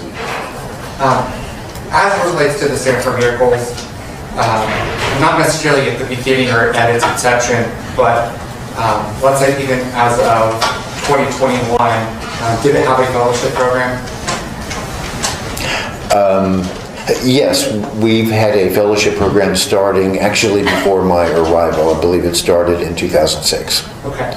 And what is the point of a fellowship program? So if someone finishes their residency, for instance in pediatrics, and then they decide that they want to sub-specialize in a more narrow part of the field, then they take on extra training, typically for about 3 years in that field, and that's called a fellowship program. Okay. So fair to say the program teaches other medical doctors about the specialization of child abuse pediatrics. Correct. What is the Center for Miracles? I'm sorry? What is the Center for Miracles? It is a program that is supported by Christa Santa Rosa, also known as the Children's Hospital of San Antonio, and we have an outpatient facility across the street from the hospital where we examine children there who may be the victims of abuse or neglect, and then we also see children in 3 of the large hospitals here in town as well, if they're in the hospital for concerns for abuse or neglect. So I want to talk about patients that the Center for Miracles actually sees, like in person. How does a child come to be evaluated in person by the Center for Miracles? The child has to be referred to us by either Child Protective Services, by a law enforcement agency, or by another physician. And why would they refer a child to be seen by you? We are recognized in the medical community in the area as having a particular expertise and training and skills in evaluating injuries for possible abuse or neglect that most other physicians don't have. So are children brought to you referred to you because there's a suspicion potentially that there's some type of child abuse? Yes. Other than seeing children in person, does the Center for Miracles also do consulting work? Yes. And what does that look like? Well, and this happens mostly for Child Protective Services. They frequently will send us a case file that would be interviews and other records that they may have, medical records that they've collected and photos, and ask us for our opinion about the likelihood of a child's injuries being due to abuse or neglect. Okay. So I want to talk about the findings that the Center for Miracles can make in evaluating a case. When we use terms like non-specific, what does that mean? So, particularly in the cases where we're reviewing a file rather than examining a child in person, when it comes time for us to make a conclusion about our level of concern for abuse or neglect, we basically have 4 levels of concern. we either say that we have no concern for abuse or neglect, or we say that we have some concern, or our highest level would be that we feel there's substantial evidence for abuse or neglect. But if we really can't distinguish between whether an injury is likely to be due to abuse or due to some other cause, we say that the injury is non-specific. In other words, we just can't tell. So a non-specific finding, does that mean that you are ruling out child abuse? No. And it doesn't mean also that you're ruling in child abuse? Correct. Does the Center for Reproach, or at least did it while you were the director, maintain statistics as it relates to findings of concern for child abuse? Yes. And what is that? Well, the last time that we did this evaluation of our cases, which was probably about a year ago, the numbers basically came down to about 52% of the time we either had a concern for abuse or neglect, or we felt there was substantial evidence. And 48% of the time we felt there was either no concern for abuse or neglect, or that the finding was non-specific. And again, this statistic that you're keeping is not just of the general population, correct? No, it's just cases that are referred to us or children that we see. So we're not saying that 52% of children in San Antonio have been abused. We're just saying of the cases that are sent to us for evaluation, a little over half, there is indeed a concern for maltreatment, but a little under half, we really don't feel that it reaches that level. Okay. I want to talk about the starvation process or malnutrition process generally. Is starvation always the complete elimination of food? No. Okay. Are there forms or degrees of starvation that include a person or a child would be receiving some level of nutrition? Yes. Does starvation have a meaning to you within the medical community? Yes, it does. And what is that? It really implies a degree of malnutrition that is so severe that a child is starting to have severe effects on their bodily function or development, and it could even be to the point of being at risk of death or dying due to the severity of the malnutrition. Okay, and what is malnutrition? Okay, so a child has to have a certain amount of consistent nutrition given to them in order not only to provide for their bodily function, but also to allow for their bodies to grow. In other words, to form new skin, new bone, new muscles, all the conditions that are involved with growing and developing. And if they don't have that amount of nutrition that allows them to progress normally, then that's termed malnutrition. Is there any correlation between starvation and dehydration? Yes. In most instances, if a child's not receiving enough food, like in other words, protein and calories and so forth for their function, usually they're also not receiving enough fluids.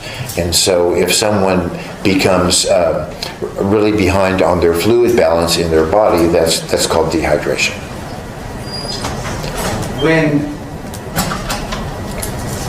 Is there also a distinction between what some doctors might say failure to thrive versus malnutrition and or starvation?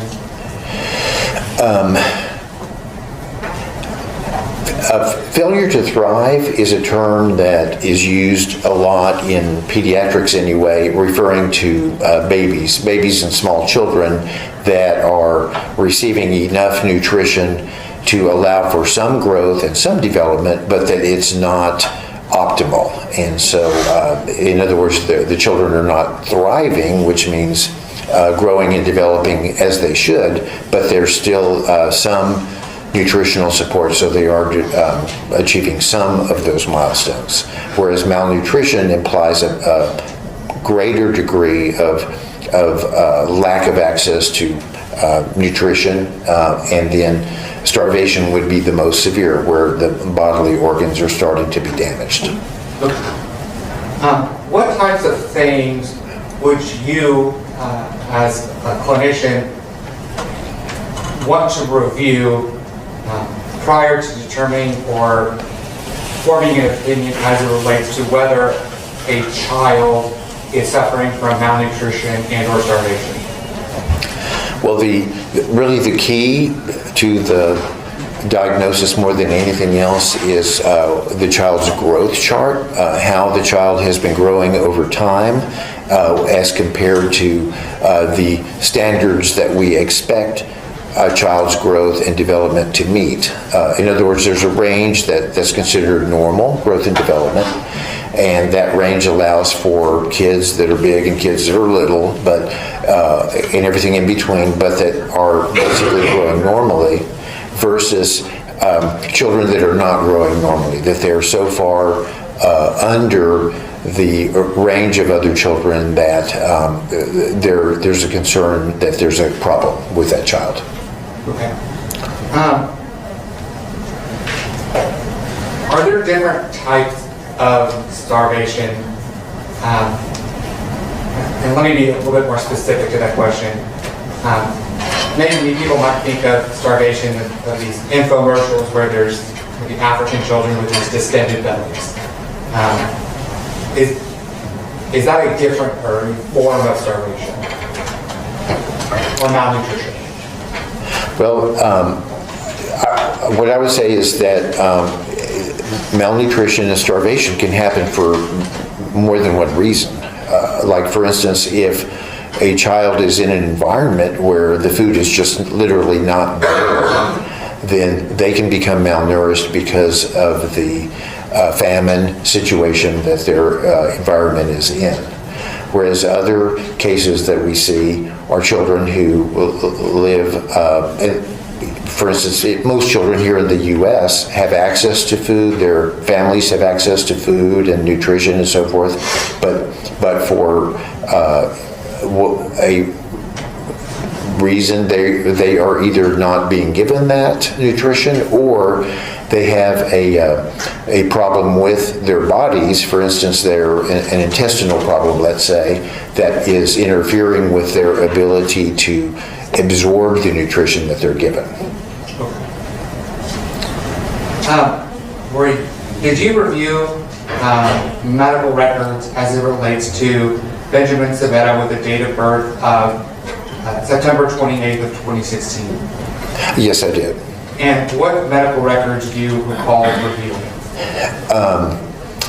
I've reviewed his birth records from Metropolitan Methodist Hospital. I've reviewed some outpatient pediatric records from when he was an infant. I've reviewed several emergency room visits to Children's Hospital of San Antonio, one to Northeast Baptist Hospital emergency room, and a few additional outpatient visits to ear, nose, and throat doctors and to a pediatrician. And then the medical records also related to, for instance, his autopsy after he passed away. Okay.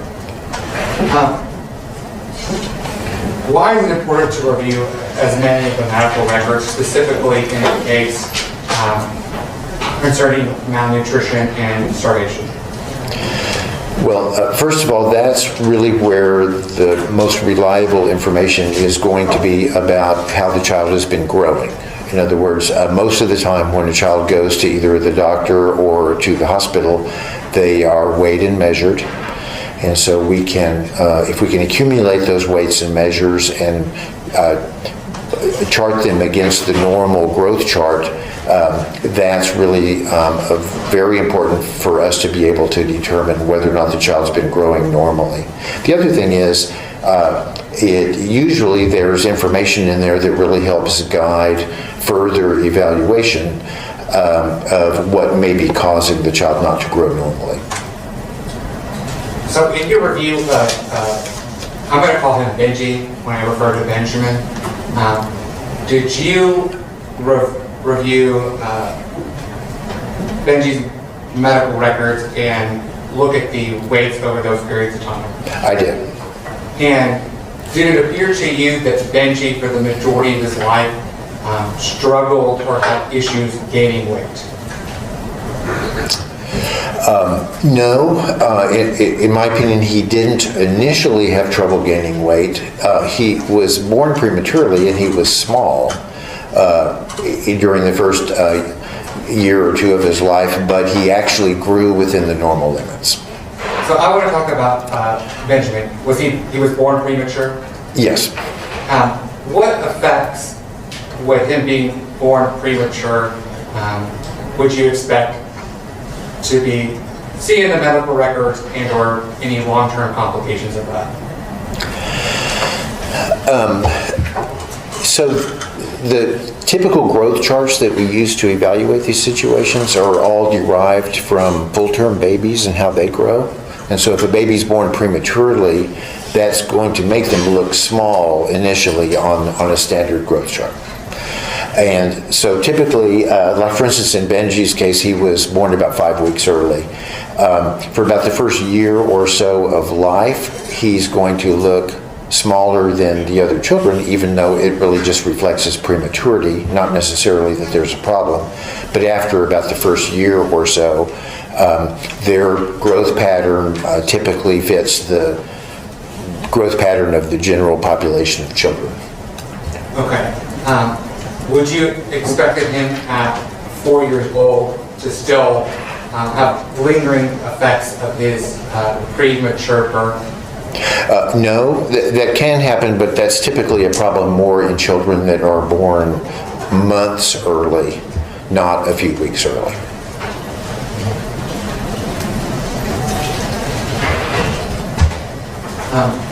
Did you create a growth chart in this case? Yes, I did.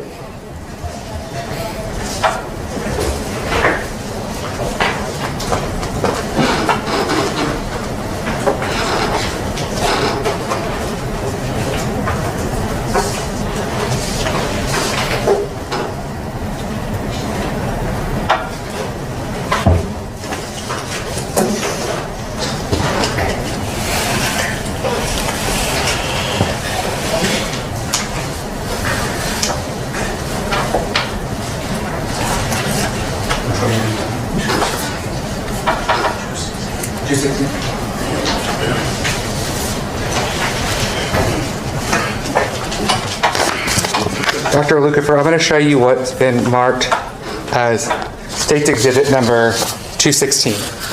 Do you recognize that document? Yes, I do. And what do you recognize it to be?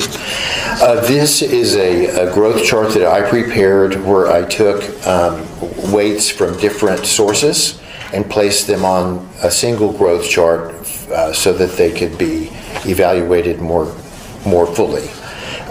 And this started when the first point I put on there, he was about 3 years and 4 months old. And then there were some additional points leading up to what he weighed when he was dead.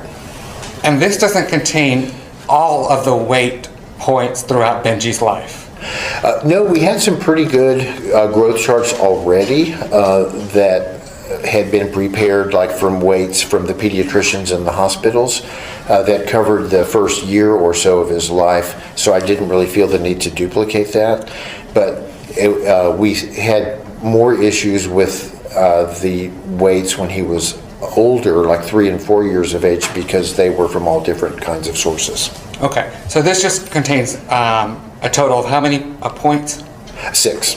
And this growth chart that you're looking as it relates to the weight, what is the source of the, not Benji's points, but the overall chart? Oh, the overall chart is a growth chart that's was developed by the World Health Organization and is one of the standard growth charts that's used worldwide. And I'm not going into like the specifics of the calculations and the math, but the World Health Organization, the data that's contained in it, fair to say that's the world's population that it's taking into account? Yes, that's correct. So this isn't necessarily specific to the United States? It isn't actually. It actually, we do prefer this one for the older children specifically because it takes into account ethnic differences, regional differences, things like that. Okay. I'm going to show you what I'm going to mark as States Exhibit 217. Do you recognize States Exhibit 217? Yes, I do. And what do you recognize it to be? This is a growth chart that I prepared of some of Benji's height points, starting from when he was not quite 3 years old. Okay. And I want to talk about measuring of children's lengths and their height. Are those numbers always going to be necessarily reliable?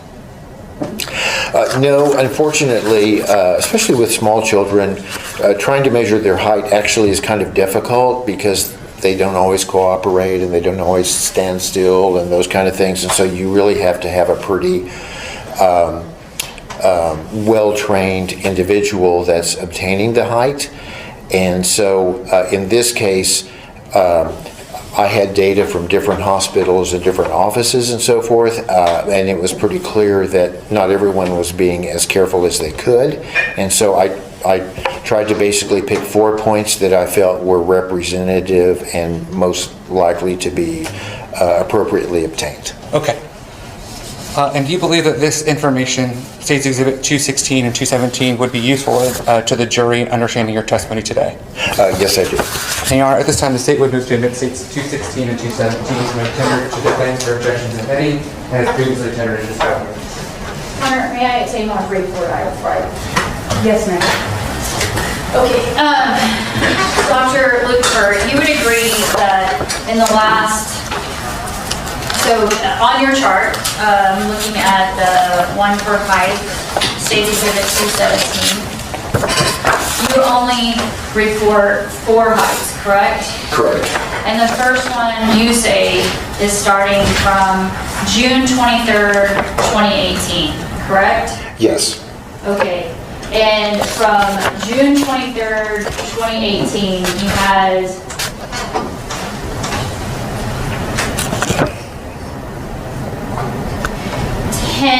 other measurements, or 10 total.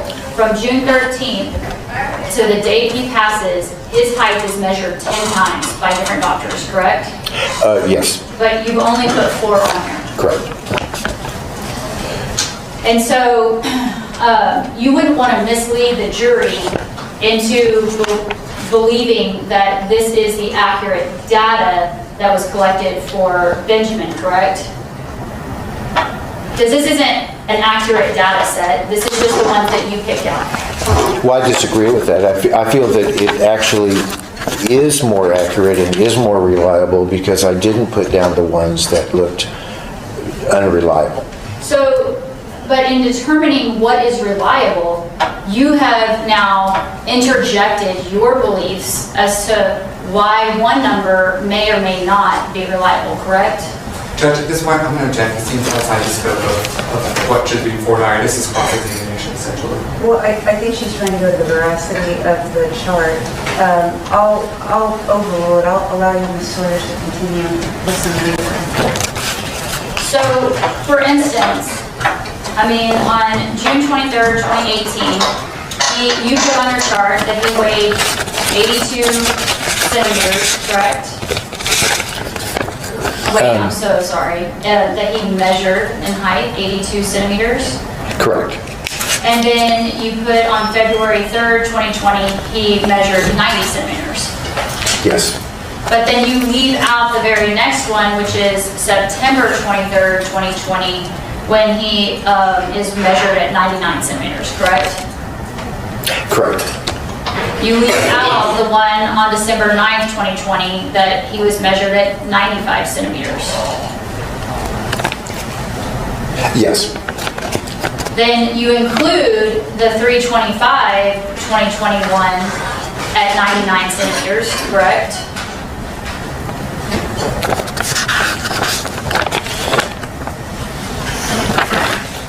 Yes. But then you leave out on May 1st, 2021, the 99 centimeters that shows up.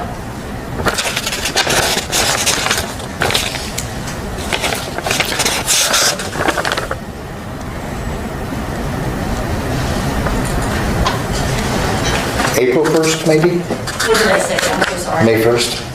I apologize. Thank you. April 1st, 2021, the 99 centimeters that shows up. Yes, I looked that up. You include in your final data point, July 21st, 2021, at 97 centimeters, correct? Yes. But then you exclude the next 3 data points. There's also, on the same date, on 7/21/2021, you exclude 89 centimeters at Little Buddies, correct? Correct. You exclude on 7/26/2021 the 94 centimeters at Little Buddies.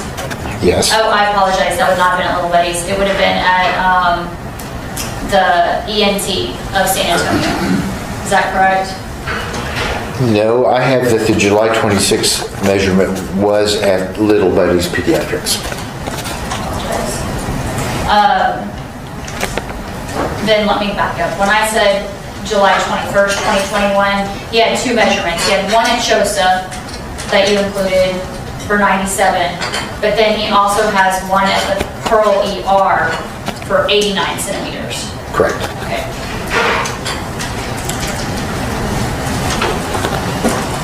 And then finally, you do not include the weight, or excuse me, the height at the autopsy, time of autopsy, as being the 99 centimeters, correct?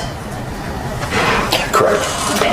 So at this time, Your Honor, I would just, I would object because it's not a full data set, and while he can make conclusions from the data, he has left off significant ones, and the ones he has cherry-picked out of it mislead the jury. It's the same argument we've had for all of the growth charts. This is what he based his opinion on. All of this was essentially cross-examination that she's been cross-examining him on, but this is the basis of his opinion as it relates to the height and his ultimate opinion as to the meaning behind those heights. The defense's objections to states 216 and 217 are respectfully overruled. They are admitted and may be published. Thank you, Your Honor. So, I want to talk about that shadow. As it relates to the heights, are you going to put height on this chart? If I'm understanding your testimony correctly, you were not going to put heights on this chart that you did not believe were reliable. That's correct. Okay. Does a child, when she cited some of these, specifically the Pearl ER, where he's 89 centimeters, and then, which was on about a month before he passed away, compared to his length at the autopsy, where he is 99 centimeters, did that seem to you to be a reliable value? No, it did not. Okay. The points in data where she's talking about potentially where he's 99 and then the subsequent measurement is that he is 95 centimeters, let's say. Do those seem consistent to you? But they don't. Okay. Do children typically get shorter? They don't typically shrink. Okay. So, what I first talk about is state exhibit number 216, which is a copy of your growth chart. When you're looking at this growth chart, what about it informs your decision as to whether Benji was suffering from malnutrition and or starvation? So, just real briefly, the key lines on there are what we call the percentile lines, and there's one in the middle that's labeled 50, and that's the 50th percentile, which means average. And then the top and bottom of the diagonal lines are the 3rd percentile and the 97th percentile. And within those two lines, that's considered the normal range for a child's weight growth over time. And most children kind of follow more or less one of those percentile lines. And I believe you can see on there that between his 3rd and 4th birthday, Benji was roughly following what's called the 15th percentile, which means that he is heavier than 15% of children his age and lighter than about 85%. So that's considered normal, and as you can see, there's a nice steady upward trend there at his 4th birthday, and then after his 4th birthday, he actually loses weight very dramatically, and by the time he was 4 years and 10 months, which is the second to the last dot, 4 years and 10 months, he actually dropped to the bottom range of what's considered normal. And then at the time of his death, he had actually fallen to the point where he was outside of the normal range. In other words, his weight was so low that it really is very unlikely to be a normal, healthy weight, especially when you compare to where he had been less than a year earlier. So when we're looking at the two first points, number one on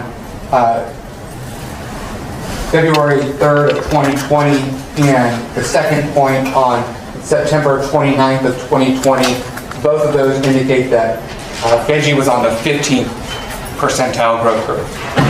Correct, which is normal. He was a little guy, but he was a normal little guy, and one of the indicators of that is not only being in what we consider to be the appropriate range, but also that he was growing. He was gaining weight on a path that's similar to all the other children his age. And looking at point 2, 9/28 of 2020, that is on or around that is on his 4th birthday. It was, I think it was, yes, actually the day after, 9/29. Okay. Was when that was Okay. obtained. So essentially on his 4th birthday. And then from 9/29 to the ultimate point on here, point number 6, are you going to be looking at the individual points as it relates to informing your opinion, or are you looking at the trend? I'd say both. Okay. What about the trend helps inform your opinion? Well, children should be growing in childhood. They shouldn't be losing weight because that's really not what we expect them to do if they're receiving the appropriate amount of nutrition to support their growth and development. They should be continuing to gain weight steadily and consistently. And so when we see a pattern like this where a child's having a very dramatic loss in weight, that indicates a really significant problem. Which individual points, if any, help inform your opinion as it relates to whether Benji suffered from malnutrition and starvation?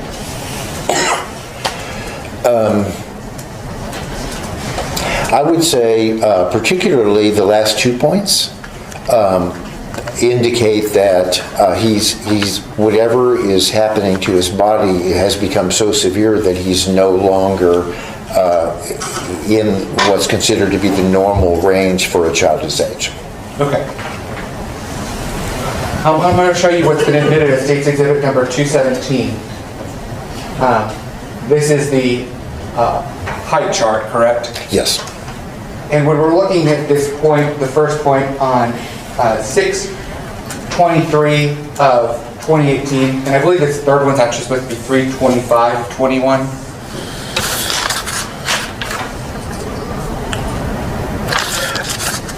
Oh, I apologize. I think you're right about that. Yes, it should be 3/25/21. Okay. So we're looking at points 1 through 3. What does this tell you? Well, what it shows is that before his third birthday, he was still, in terms of his height, not in the normal range for compared to other children his age, and that was consistent with some of his growth points when he was smaller. When he up until a little before his first birthday, he was being weighed and measured regularly by his pediatrician, and so he was also running along the lower limit of what's considered the normal range for length, is what we call it in a baby, at that time. So he, and a lot of that was probably related to his prematurity, and it looks like by his third birthday he was still in the process of recovering, either from being a premature baby or from some other unknown reason why he was very small as a small infant. But the point of this is that he appeared to be recovering, especially after his third birthday. There appeared to be a very good upward track, so that by the time he was 4.5, he actually was within the normal range for height. Okay. Does this also show that his height is growing during this period of time? Yes, he's actually growing a little bit faster than the typical child his age, because he's going from being what we would consider to be abnormally short to actually at the lower end of the normal range. Okay. As it relates to Benji's height, was there any evidence in the record that he measured higher than 99 centimeters or longer than 99 centimeters? No, that was the maximum height measurement that was recorded in any of the records that I reviewed. Do you recall when it was first, when he first measured 99 centimeters?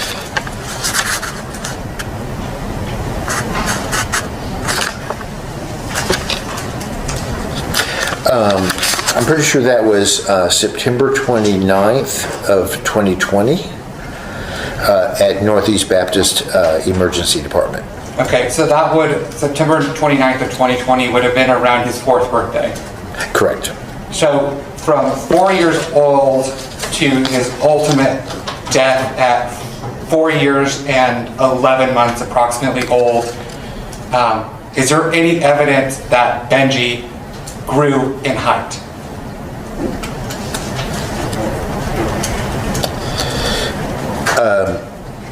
I'm sorry, would you repeat that? Let me phrase it this way.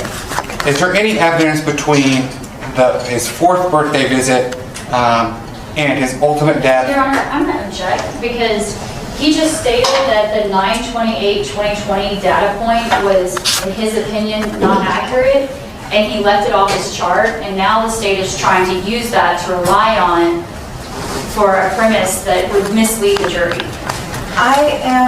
I'm going to have Mr. Villarreal finish his question so I can make sure I know where you're going. Do you mind finishing the question? If I can finish this. Sure. So, between the points of September 29th of 2020 and his ultimate death,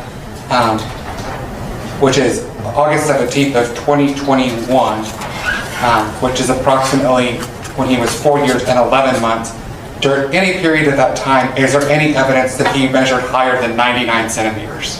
And before you answer, Dr. Rutherford, your objection, Ms. Sawyers, is? Yes, he's trying to imply that Al did not grow at all for that time period, when in fact, there's other data points that have been left off of this chart that are lower than 99. So that 99 on September 28, 2020, this particular witness is found to not be reliable, and yet the state's trying to rely on what their own witness already said wasn't reliable to make this inference that he didn't grow.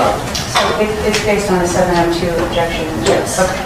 That is respectfully overruled. You may answer. I would say that there's no evidence that he ever measured higher than 99 centimeters, including after his 4th birthday. Okay.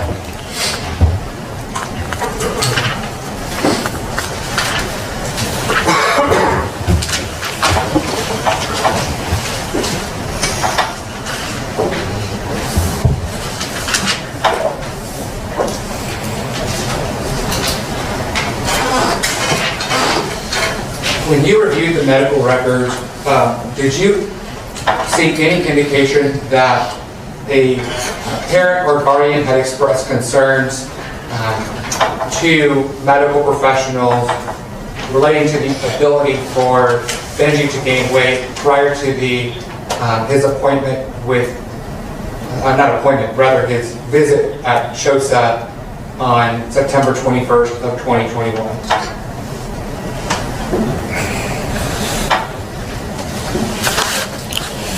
I'm sorry, July 21st.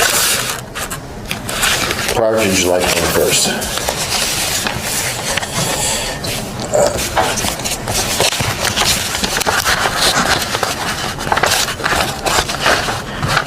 I'm sorry, I am going to look at a couple of records real quickly to make sure about that, if that's all right.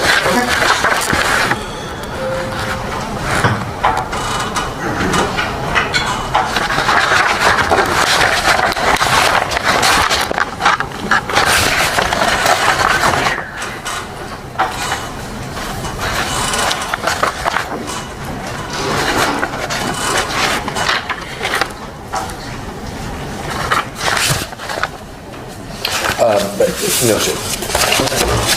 So based on your review of the medical records, no caretaker had expressed to medical professionals, based on those records, that they had concerns with Benji gaining weight. Is that correct? Correct.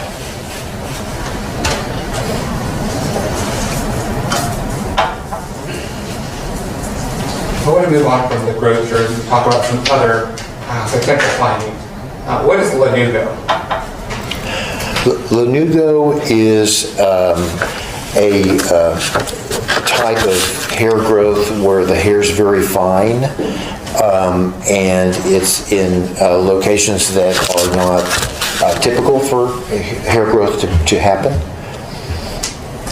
And does that hair have a particular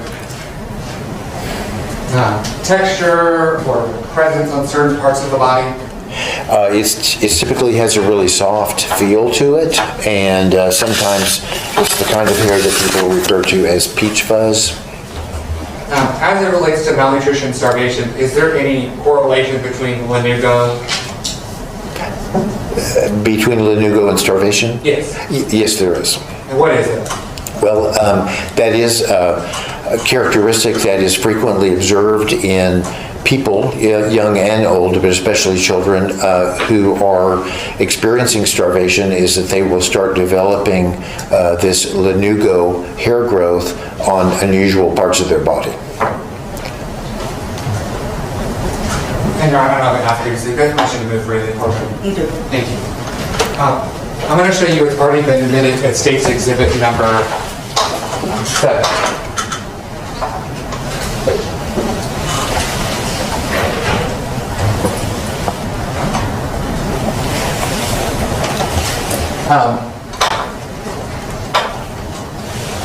As State's Exhibit number 7 relates, this hair on Benji's back, does that appear consistent to you with Lanugo? Yes, it does. Okay. Did you take this into consideration when you formed your ultimate opinion as to whether Benji suffered from malnutrition and starvation? Yes, I did.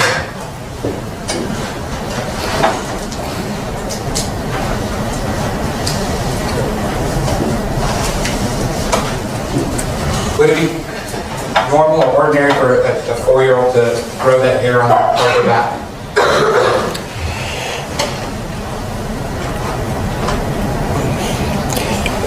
I mean, there are some children who have hair on their backs normally to some degree, but in this particular instance, I'd have to say that based on my experience, that's an unusual amount of hair on the child's back, and the consistency of it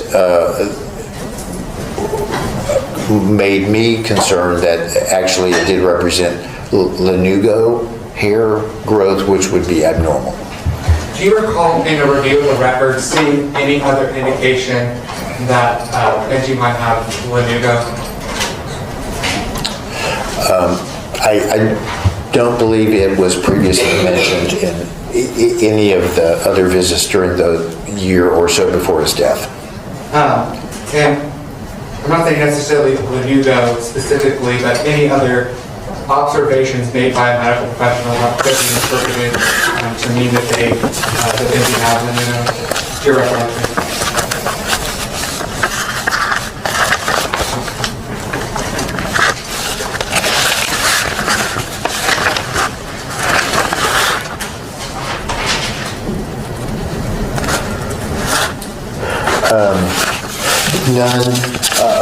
None that were mentioned on any of the exams that I reviewed.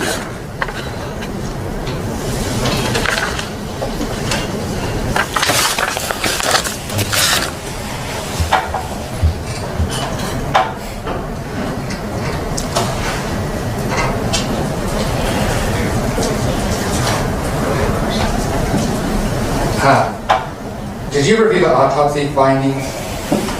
Yes, I did.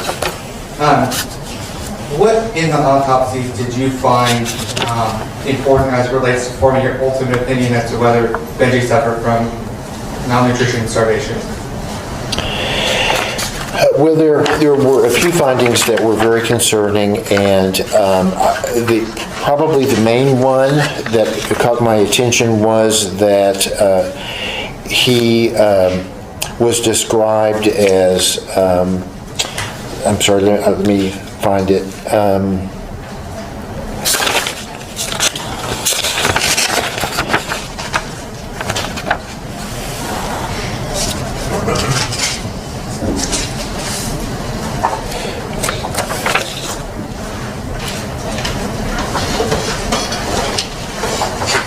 Well, he was described overall as being cachectic. What's cachectic mean? Cachectic means that the body appears to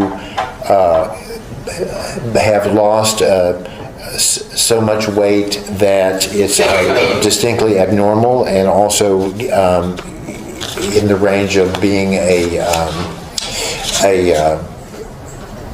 potentially life-threatening or potentially severe disease process at work. Okay. Was there anything else in there that you consider as it relates to whether he suffered from malnutrition and starvation? Yes. In his internal examination, Dr. Molina noted that the thoracic and abdominal cavities revealed, in her words, a paucity of adipose tissue and diffusely atrophic musculature, and also that the abdominal pannus averaged 3 millimeters in thickness. So, I want to talk about, kind of break that down a little bit. As it relates to belly fat, stomach fat, would you expect that to be present in a child Benji's age? Yes. Why is that? Well, it's normal for all of us, including children, to have some degree of fat in our skin, underneath our skin layer, and also in and around the organs of our chest and abdomen. As it relates to, did you already mention the mesentery? I'm sorry. Oh, no, I'm sorry, I hadn't mentioned that yet. As it relates to the mesentery, why would you expect fat on that part of Benji's body? So the mesentery is a really thick membrane that supports our intestines and kind of keeps them in place, and then also the blood supply to the intestines goes within that mesenteric membrane, and it's normal for there to be a pretty substantial amount of fat in and on that membrane. And how did Dr. Molina describe the mesentery?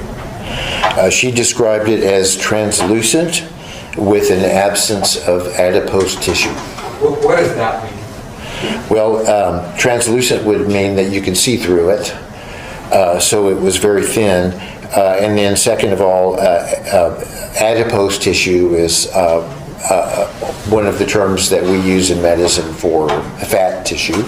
And she noted that basically there was no fat tissue in or on that mesenteric membrane.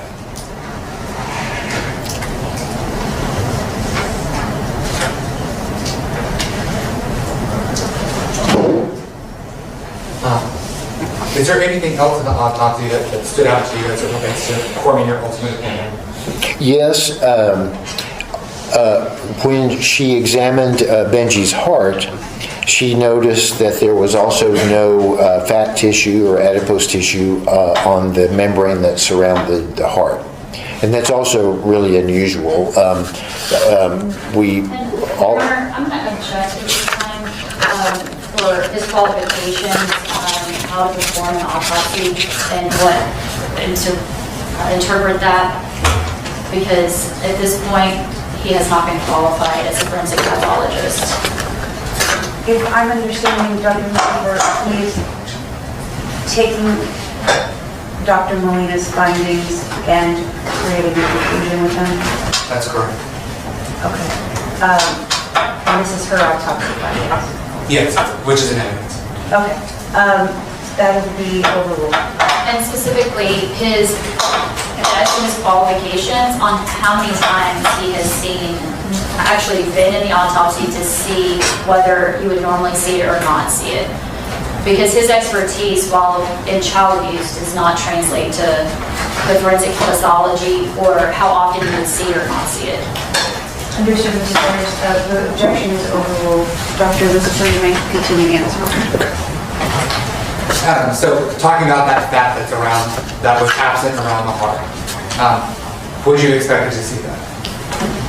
Yes, I would have expected that he would have some fat tissue on that membrane around the heart. Was there anything else in the autopsy report that informed your opinion?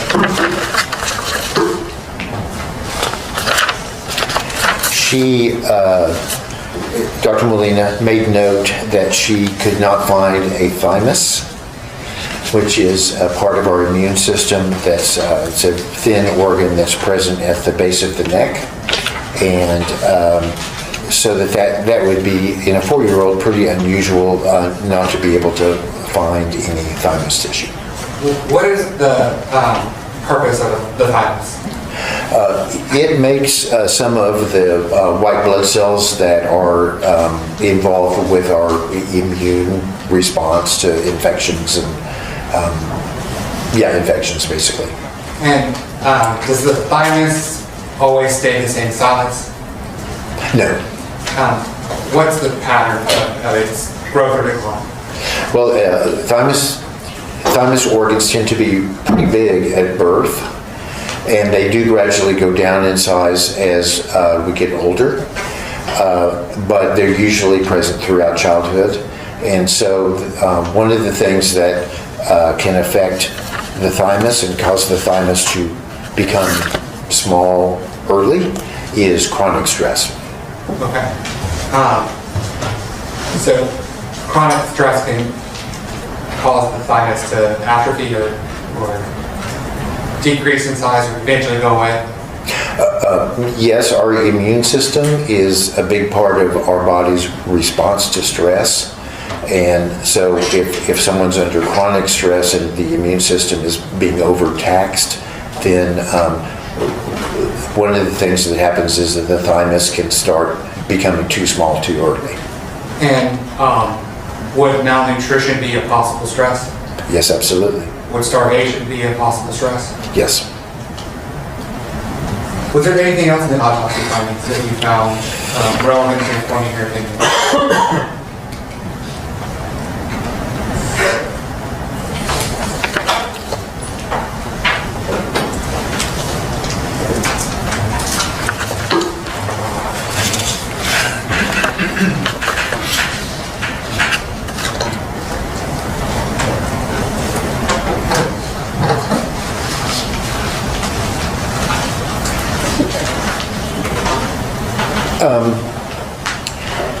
Dr. Molina also made note of the fact that his body mass index was low at 12.9. And normal would, in this age, would probably be around 15 or 16.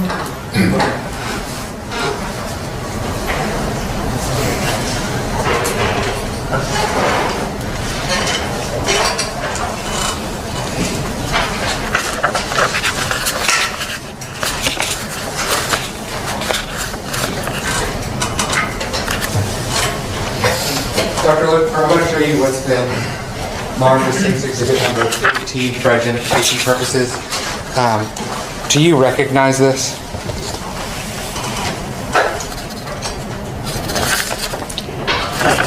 Yes, it's a printout from the World Health Organization of the expected body mass index for different ages of boys. Okay. And does this include the percentiles? Yes, it does. Fair to say about 50th percentile is the median, the middle of the group? Yes. And is this the same type of data from the is this the same organization, the World Health Organization, that you use as far as State's Exhibits 216 and 217 relating to growth charts? Yes. And this, as it relates to a child at 4 years and 11 months, what would the 50th percentile be? The 50th percentile would be 15.2. Okay. Thank you. And I think it might be helpful also just to explain that body mass index is a more detailed way of comparing height to weight. Okay. Because it takes into account variations in body composition or body presentation that just comparing height and weight doesn't necessarily do. Okay. I'm going to show you what's been marked as State's Exhibit number 219 for identification purposes. Does this appear to be from that same World Health Organization? Yes, it does. And this is a little different than State's 218, correct, in that this is the Z-score? It relates to the Z-scores? Yes. And what was Benji's BMI at the time of his death? 12.9. Okay. Using this pen, can you mark at 4 years and 11 months where 12.9 would be? Yes, sir.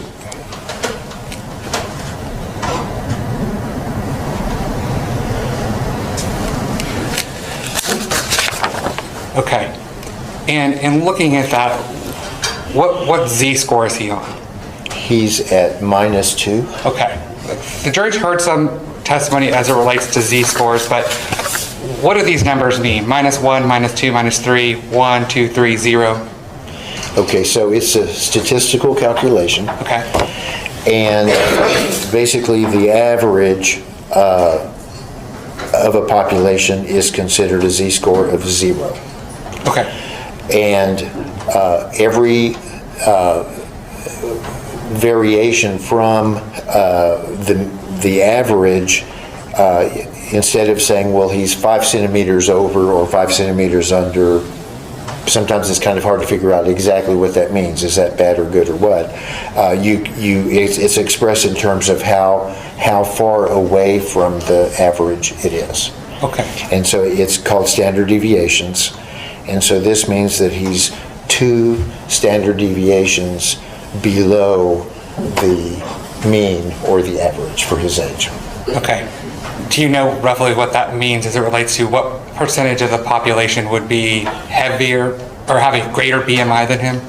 So 2 standard deviations, if I recall correctly, is at the 3rd percentile. In other words, that he would be heavier than 3% and lighter than 97% of kids his age. Okay, so 97% of the population, world population, would have a greater BMI than Benji. Correct. Okay.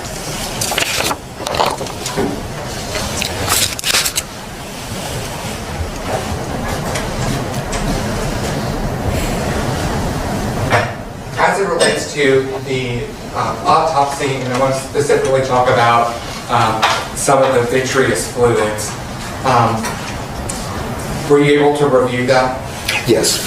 And were any of the vitreous fluid findings important to you or relevant to you in informing your opinion?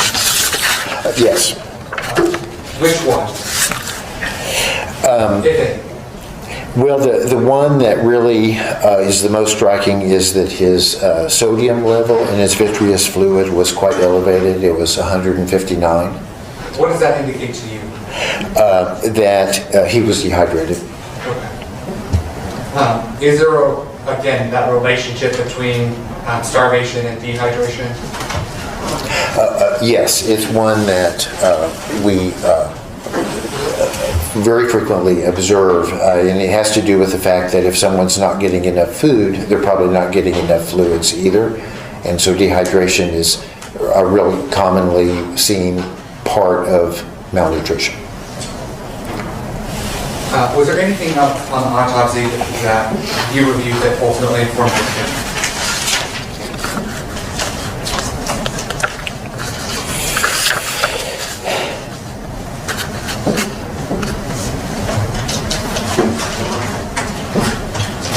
So,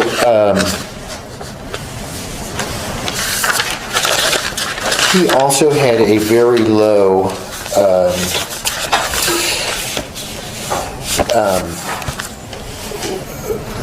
what's called blood urea nitrogen when he was, that was noted during his evaluation in the hospital the day before the autopsy, when he died. And blood urea nitrogen typically is associated with, if it's elevated, it's associated with dehydration, and if it's low, it's associated with a very low protein content in the body. And so it's a little difficult to reconcile with the fact that there were other indications of dehydration, but it does raise additional concern about the degree of malnutrition that he was experiencing. So that blood urea nitrogen was low, which indicates low protein? Yes, it's a breakdown product of the normal metabolism of protein in the body. And if you don't have enough protein in your body, then you can't metabolize the protein enough to really generate a normal level of blood urea nitrogen. And a very low level like this, of 3, is an indication of overall protein insufficiency or protein deficiency. Okay. Is there anything else on the autopsy report?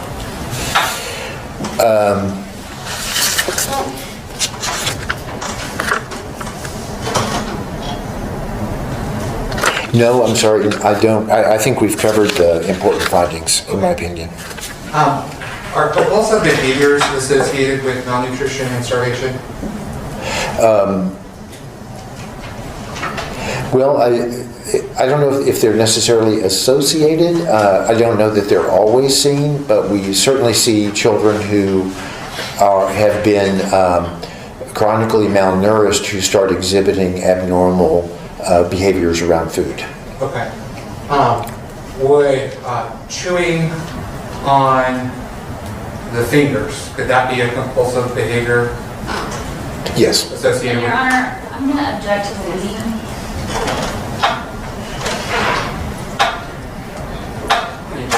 I would suggest an answer. I'm trying to process it in my head and analyze your question. That is overruled. Go ahead, sir. So can chewing on the fingers be one of the compulsive behaviors that might be associated or be a sign that a child is malnourished or Yes. starving? Yes. What about eating their own feces? And again, objection, it's leading. I am also considering the witness and the form of the question, I'm going to overrule the objection. You may answer, Doctor. Okay. So that wasn't discussed in the autopsy report, but in answer to your question, yes, children who are experiencing deprivation of food have been known to eat their own feces. Okay. Were you provided pictures of Benjamin prior to your testimony? Yes. And did you review those in forming your ultimate opinion as to whether Benji suffered from malnutrition and starvation? Yes.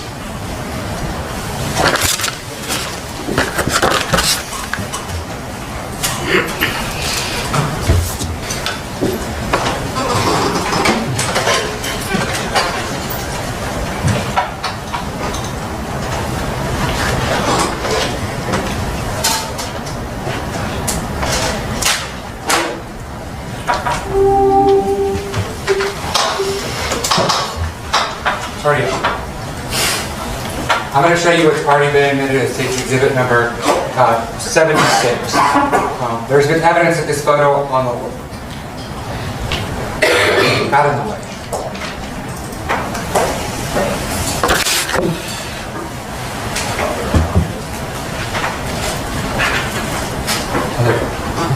This photo was taken on or about April 4th, 2021, and this photo on the right was taken on August 14th of 21.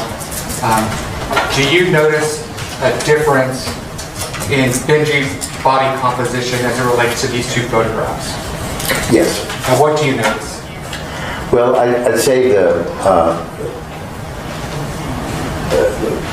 the picture on the right, how thin he is on his legs and especially his trunk is very noticeable, and his arms. We can't really appreciate the arms or the trunk very well in the picture on the left because of his clothes, but you can certainly, it certainly appears that there's more body tissue on his legs on the left picture than on the right. And the other thing, of course, it's really quite dramatic, is the change in the appearance of his face. Whereas the child on the left, that picture, he has normal appearing cheeks, whereas on the right, he appears to have lost a lot of the body fat in his cheeks and appears very gaunt in that one. Okay.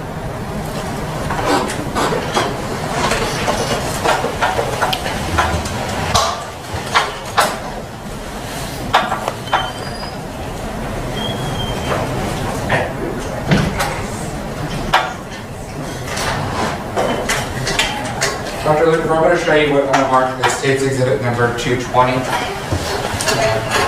Do you recognize this document? Yes. And what do you recognize it to be?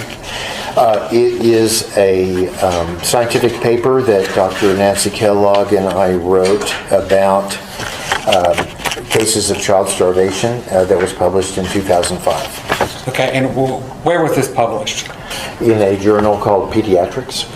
And what is pediatrics? It's probably the leading scientific journal in our field, the specialty of pediatrics. And what was the title of this paper?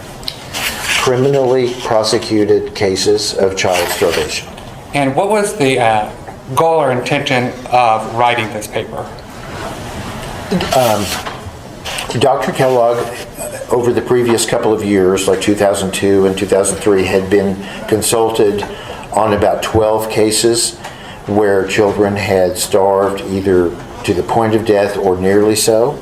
And she was struck by how similar in some respects the cases were, and asked me to collaborate with her on presenting those 12 cases in a way that highlighted the similarities amongst them. Okay. The cases that you used, were there, did they all contain judicial findings? Yes. Okay, so these cases included children whose caregiver or somebody was prosecuted for the starvation. Your Honor, can we approach? Yes.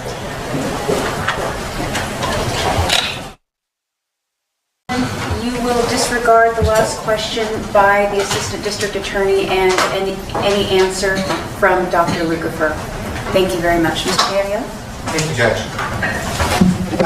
I want to talk about just your clinical experience, your experience in reviewing cases at the Center for Miracles. That disease score that we talked about in State's Exhibit number 219. I'm so sorry. -2. In your experience, have you seen other kids who are malnourished and or starved to the point of death who have had a similar Z-score?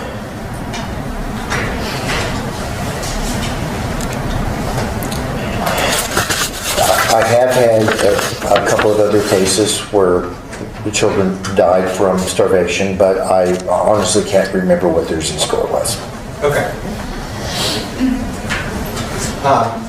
Knowing that the Z-score for Benji at the time of his death, as it relates to his BMI, was -2, or roughly the 3rd percentile, is that correct? Yes. Does that change your opinion as to whether Benji, prior to his death, was starving from malnutrition starvation? No, it does not. Is a Z-score of 2 consistent with your findings,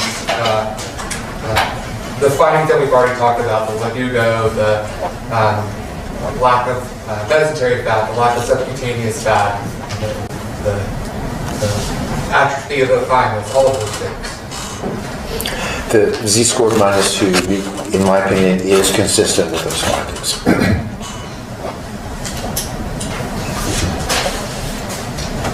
So when looking at whether Benji was malnourished and starved, did you consider other possible explanations for his weight loss? Yes. Okay. I want to talk about some of those. When a child is born, and I want to specifically talk about at least in 2016,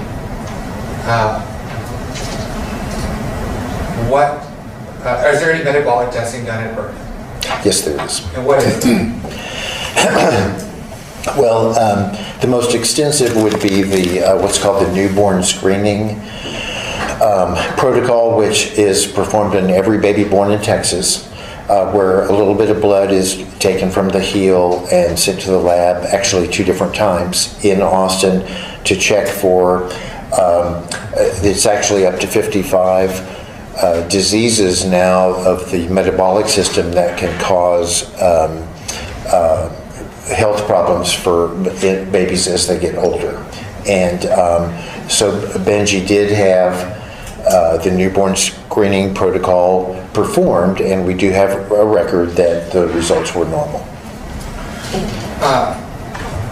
There's been testimony previously about Benji's visit to the ER on July 21st of 2021 and the Center for Miracles consult. Are you aware of that Center for Miracles consult? Yes.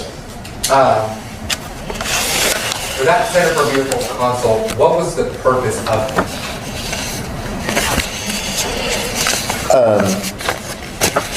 So we actually were initially consulted by the Child Protective Services investigator, and we were shown pictures, or my colleague, Dr.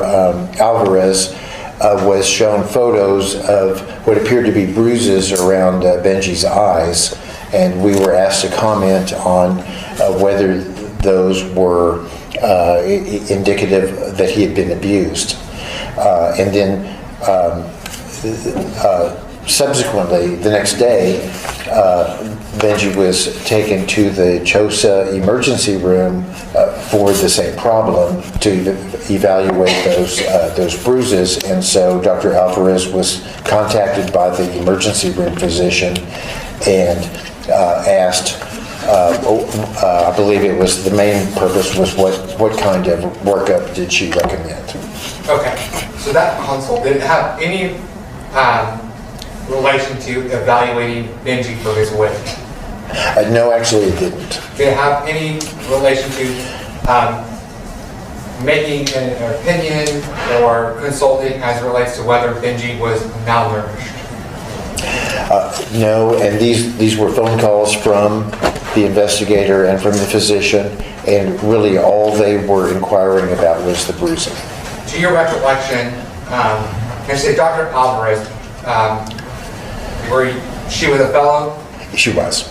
And so, did you supervise her? I was actually her supervisor for the first call, but then there was a change of shift, so to speak, and one of my colleagues, Dr. Spiller, was actually her supervisor for the second call. So you were generally aware of his consults? Oh yes, definitely. And to your recollection, were you shown any pictures of Benji's bare, like torso in your consult? No, not to my recollection.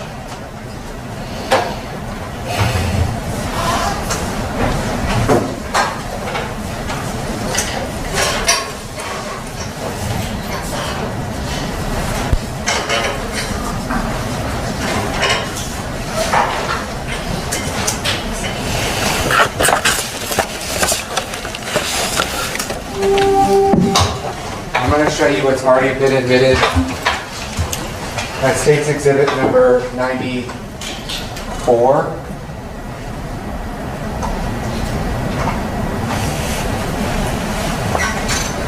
And I'm going to zoom into the torso part of his body. Did you ever receive a photograph similar to this, to your recollection, in your consult? Not in my consult. Okay. In looking at this, do you see any signs that Benji at this point is suffering or has had some weight loss? All right, let me ask. Could I look at the actual photo? Yes. Let me ask it this way.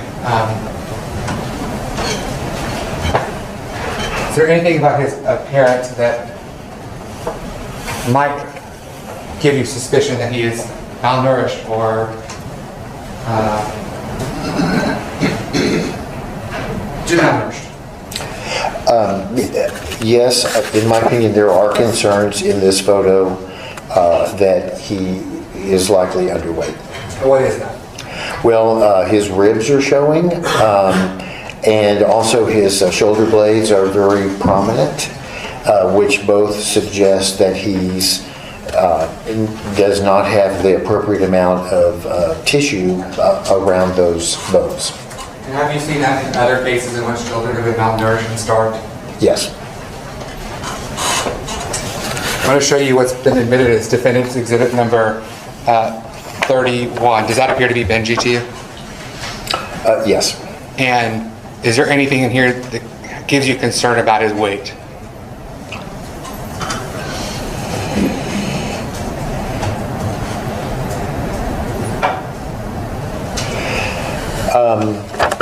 Well, I'd have to say overall, probably not. His ribs and his flank area are visible, but he appears to have more body tissue present, and for instance on his face, and so that I'd have to say, to me, this appears to be less concerning than the other picture. Okay. So this one, if you had seen this, you would have been concerned that there was potentially issues related to his weight. That one, yes.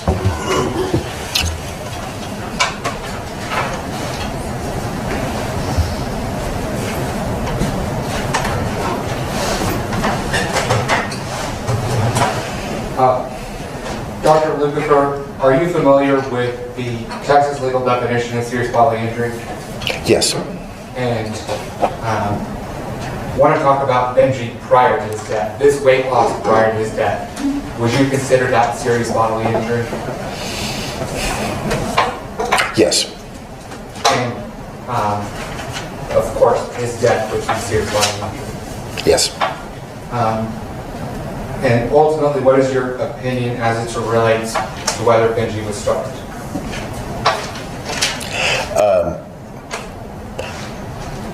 My opinion is that there was substantial evidence that Benji had been the victim of starvation leading up to his death.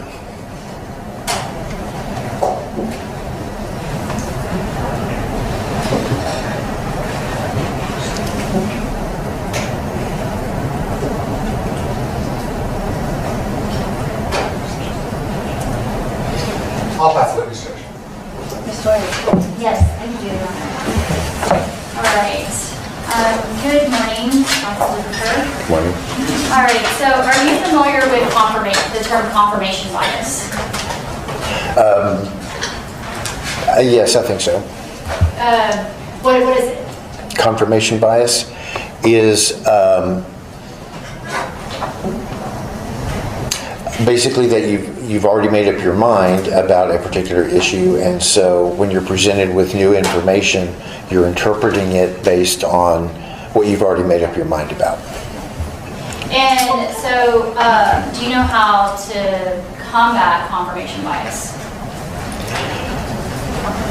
I would. Particular relevance of this judge. Overruled, go ahead. You may answer, sir. I don't know specifically, other than to say that the main way to counteract any form of bias is to be aware of the bias so that you don't fall into the trap of prejudging new or different information based on your previous opinion. Thank you. And so, in this case, you're telling the jury that you had seen pictures or you were consulted regarding Benji on 7/20/2021, correct? Yes, that's correct. July 20th, 2021. Correct. And then on July 21st, 2021, Benji's taken to CHOSA. Yes. And at that time, the ER doctor, Dr. Henry, contacts Center for Miracles again. Yes. And then it wasn't you that was on call that day, it was Dr.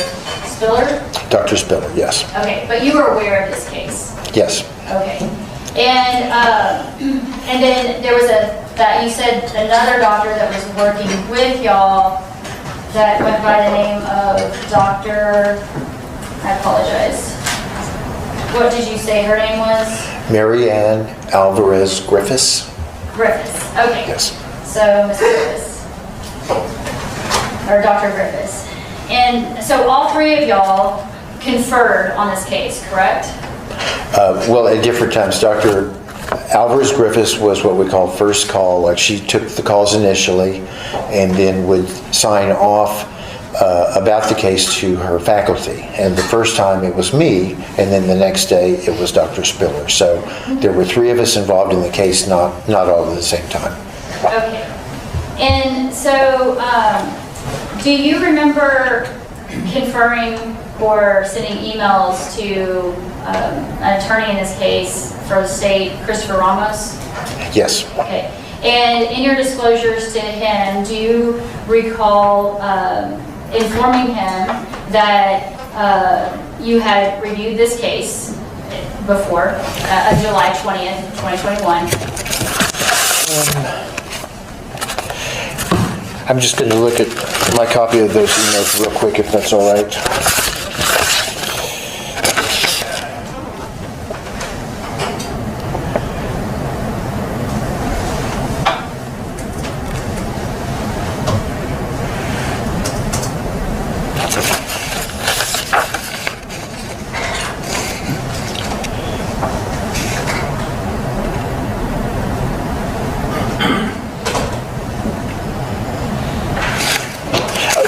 All right, yes, ma'am. So, at that time, you told him that you had seen Benjamin about a month before he died, correct? Wrong. That is wrong. Oh, sorry, that you were aware, you were informed of Benjamin about a month before he died, correct? Well, what I wrote was that we had some involvement with this case. I did not specify whether or not we actually examined him, and actually we had not examined him. At this time, may I see your emails? Yes. Okay. May I approach you on that? Yes, ma'am. Okay.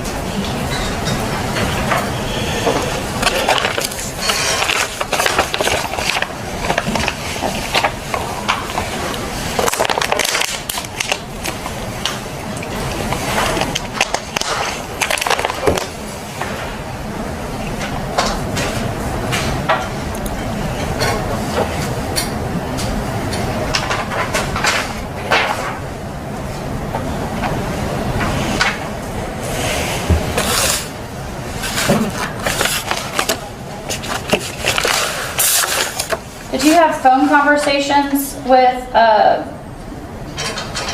the attorney Ramos? I don't specifically recall. Yeah, I certainly could have, but I don't recall specifically. Do you, and so,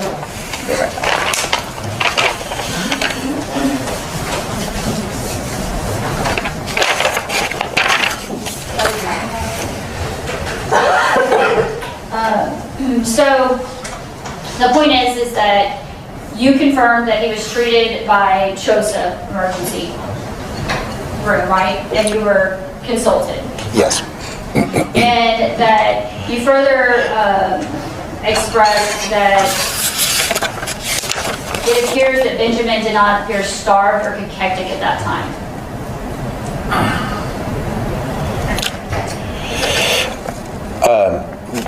Well, that the ER physician did not describe him as that. He called him borderline low muscle bulk, but did not bring up any other terms like cachectic or starved or anything like that. Okay, and so there's a distinction, right, in y'all's legal field between borderline low muscle bulk, correct? Is that term right? Said legal field.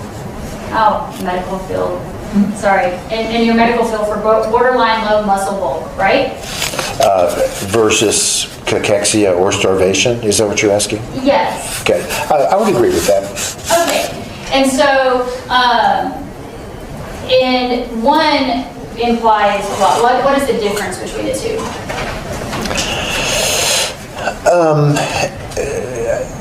Well, I mean, I can't really speak for Dr. Henry. I would say that I believe what he was referring to is that Benji probably looked a little skinny at the time, but not to the point that he felt that there was anything necessarily or definitely wrong. I'm showing you what's been marked as Defendant's Exhibit 40. Did you have a chance to review that with me during break? Yes. Okay. And is it an accurate representation of figure number 2 in your article? Yes, it is. Okay. And figure number 2 in your article is a image of a child that's cachectic. Yes, absolutely. At this time, Your Honor, I would tender Defendant's Exhibit 40 to defense and ask that it be admitted as it contains the figure number 2. So how do you take this witness on order? I haven't seen this since this day. Sure. It's not a hit, I'm sorry. Oh, no, I didn't know if you have the disc. You have the disc and you're reviewing it. Okay, thank you.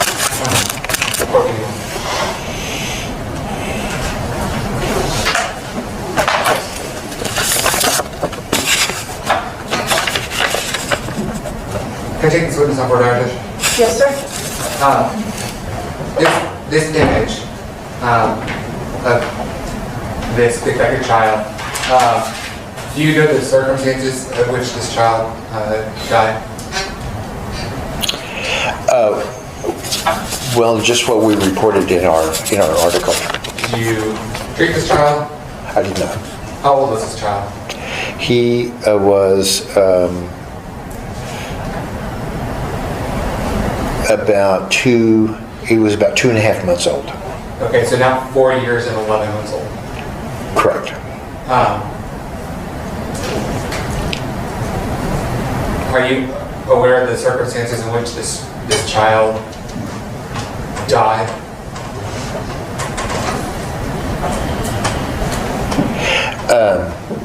Well, once again, what is just what we published in our article? Can we approach?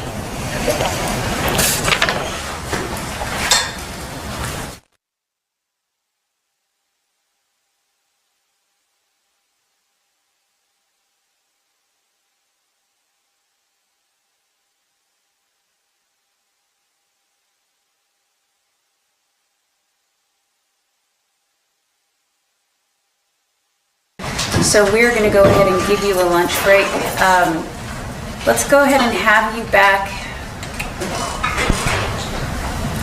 Let's have you back at 1:30, please. All right.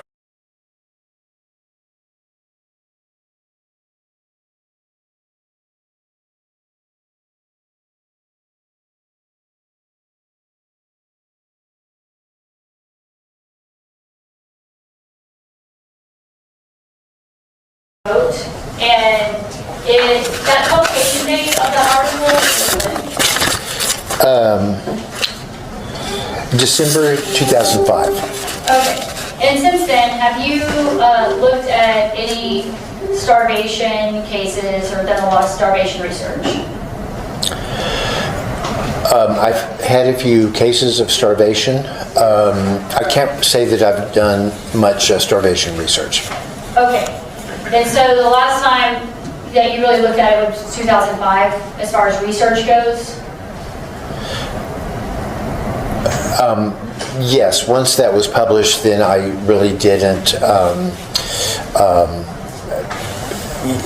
try to make any changes or edits or anything. Okay, and that figure two, you would agree that there's degrees of wasting on a body, correct? Yes. And the figure number two, was it a more severe wasting of the body on the spectrum?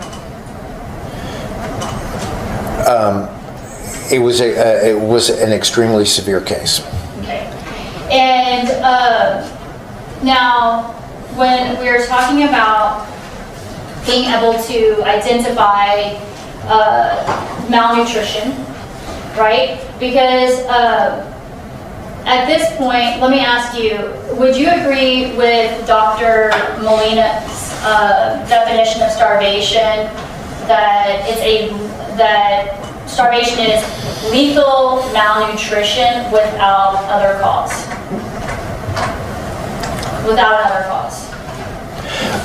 Well, in my experience, it's not always lethal.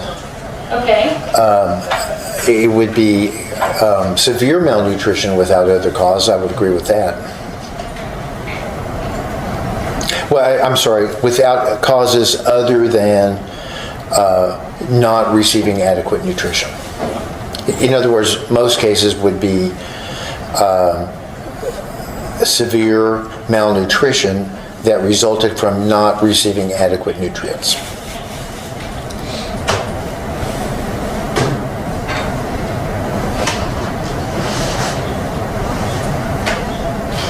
Okay, so let me make sure I understand your definition.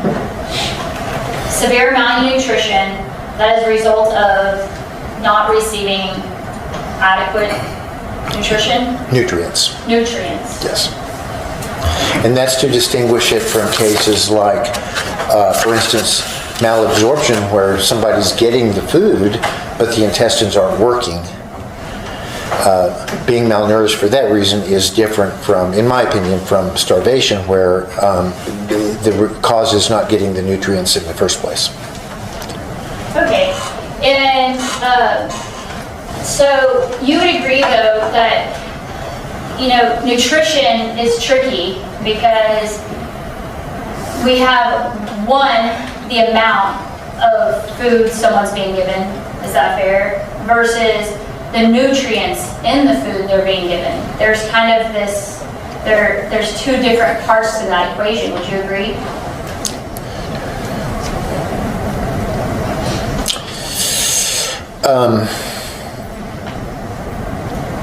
I think it would be a really extreme situation where someone was getting plenty of food, but for some reason the food didn't have nutrients in it.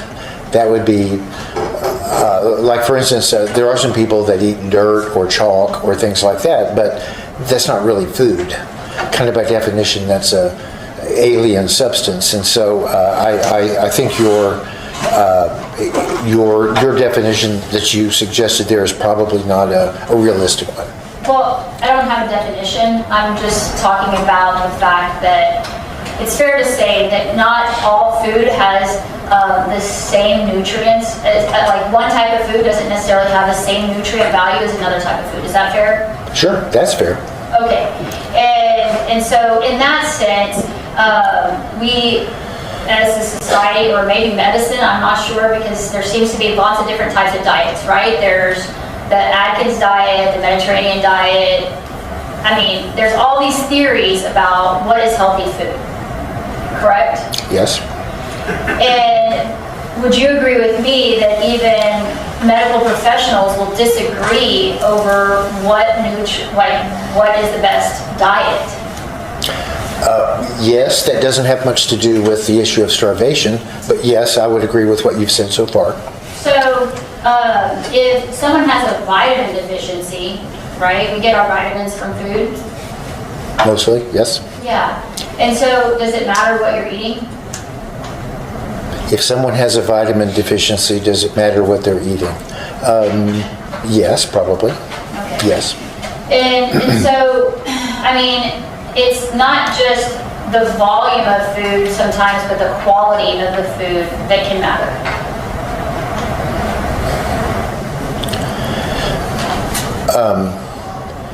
For overall health, yes. Once again, it's kind of it's one of those distinctions that doesn't really happen if you're talking about starvation.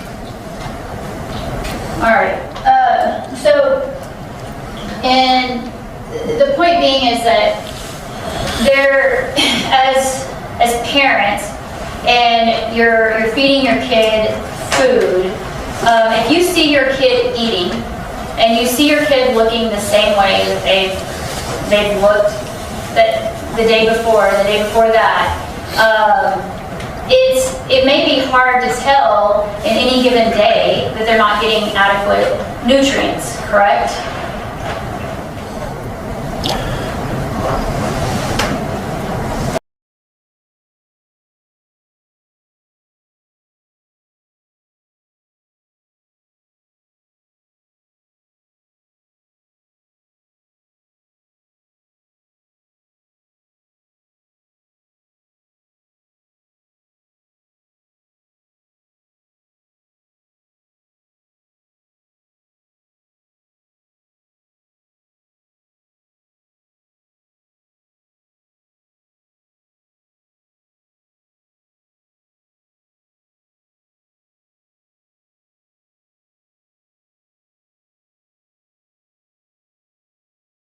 If what you're asking is, just from one day to the next, over a short period of time like that, is it common that parents can't really tell if their child got enough food that day? I would say yes. Yeah, because if you are sitting at a dinner table and you see your child eating, and then you go to work, and then you come back, you've seen your kid eat, you came back from work, and you don't know necessarily what's going on in the time between you saw your kid eat and the time you get back, correct? Correct. But if they look similar to you in a short amount of time, you may not notice that a child is not receiving all the nutrients that they need. Over a short period of time, yes. Okay, so I'm going to show you what's been marked.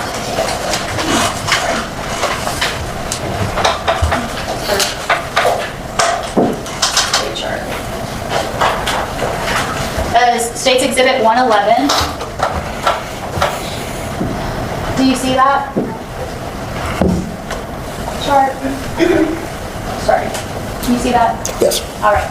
And so when we talk about growth curves or growth patterns, you said that you started your chart in June of 2018, correct? Well, for height, and then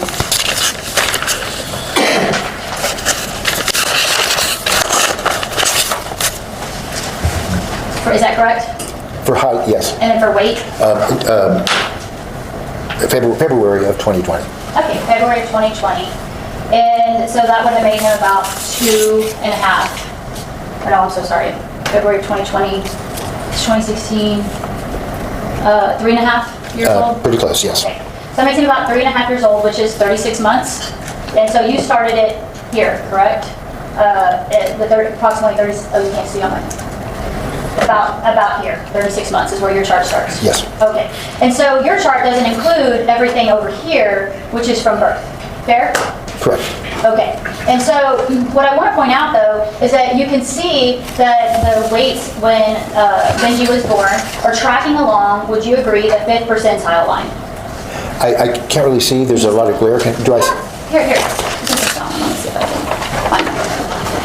Can you tell if they're tracking along the 5th percentile line? Yes. Okay. And I'll let you look at that one, and I'm going to display Defendant's Exhibit 34. Okay. It's the exact same chart, but it shows a timeline with it.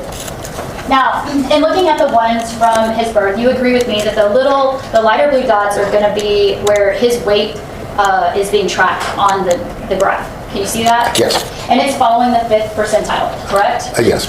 And it follows the 5th percentile until he's almost 10 months, and it seems to drop off the 5th percentile, correct? Correct. All right. And then a few months go by, and it's probably 15 months, and he is right back underneath the 5th percentile, right? Yes. And then we don't have any data points from about, I would say, the 21st month until the maybe 38th month or 40th month. Correct. Okay, so during that time period, we don't have any data, but the next data point we have 2 data points on this chart that are not on or kind of tracking with the 5th percentile. And that would be this one here, about 40 months, correct? Yes. And then there's another one that's maybe at, would you say 48 months? Yeah, that looks good. Approximately? Okay, so, and then after the 40th and 48th, 2 data points, we then come back down and we're tracking along the 5th percentile. Would you agree with that? Yes. Okay, so if we were, did you ever take statistics when you were licensed? Not when I was licensed, but I've taken statistics. Yeah, and so we kind of also, when you say you kind of look at the overall trajectory, we also look for outliers, correct? Meaning outlier data points, so that we're like, hey, maybe something went wrong. We're not going to necessarily assume that this dictates everything. We're kind of look for the whole totality of the trajectory of his curve. Is that fair? That's what I did when I was preparing my height curve. I got rid of the outliers. Well, we'll get back to that. So, in regards to this chart, though, you would agree with me that he pretty consistently tracks the 5th percentile for most of his life. Correct. Okay. And then in the first time that we have him dropping off of the curve of the 5th percentile is going to be 7/21, or approximately July 21st of 2021. Correct? Let's see. Yes. Okay. And so, I mean, if a child has been tracking on the 5th percentile until July, and then he starts to come down in a period of 3 weeks, he comes down in his weight, you would agree with me that that's a pretty short amount of time to see someone come down in weight, correct? Yes. Okay. Now, let's talk about how much weight he actually comes down from. That would have been, not the weight that he's okay, but during the, excuse me,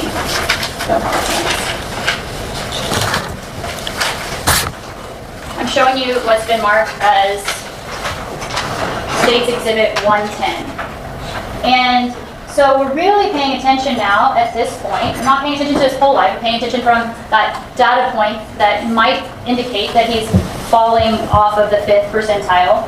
And I want to bring your attention to that 7/21/2021 weight. We have 2 weights that day. Would you agree with that? Yes. We have one that is going to be in the morning at 14.6 at Pearl ER. And then we're going to have one that's 13.8 at CHOSA, correct? Correct. Now, in regards to this, yesterday the jury heard testimony that, that's a difference of approximately 0.8 kilograms, correct? Yes. Okay, and 1 kilogram equals 2.2 pounds, right? And so 0.8 kilograms is almost a pound. Would you agree? It's not a pound, but what would you, in converting it to pounds, what would you say that the difference is for those 2 different weights? Well, it's close to 2 pounds. 2 pounds, okay.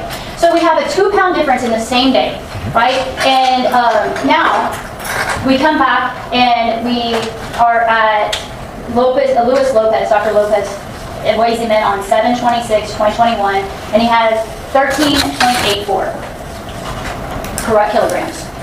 I'm pretty sure that was actually taken at Little Buddy's Pediatrics, but yes, it was 13.8 kilograms. You are correct, and he just happens to be the doctor. This is and Little Buddies. This is not my chart. This is Dr. Molina's chart, and so sorry for the confusion, but yes, you are correct. It is Little Buddies, same doctor. Okay, so 13.84, and you'll notice that he's actually gone up just slightly from the 13.8 that's on 7/21/2021. Correct? Yes. Okay, so in a week, he hasn't dropped any weight that it looks like from here, at least from the lowest value. And would you agree with me that y'all saw, or excuse me, CHOSA saw him on 7/21/2021, and you consulted on that case, correct? And at that time, they found that there was no, they weren't concerned for any kind of malnutrition, correct?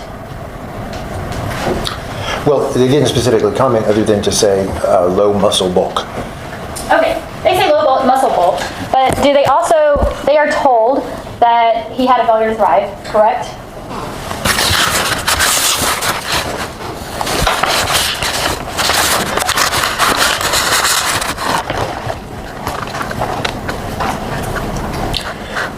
Well, I don't see that. I see that parents say that he previously struggled to gain weight. I'm showing you what's been marked as state's exhibit. Oh, previous failure to thrive, I'm sorry. That was in the first paragraph. I do see that. Okay, well, and it's not just that, but even the coding. I'm going to hand you state's exhibit 102, and I've turned your attention to 7/21/2021, and you will note that he's even coded in the medical records as they're looking at him for failure to thrive, correct? Yes. Okay, so, I mean, everybody's aware.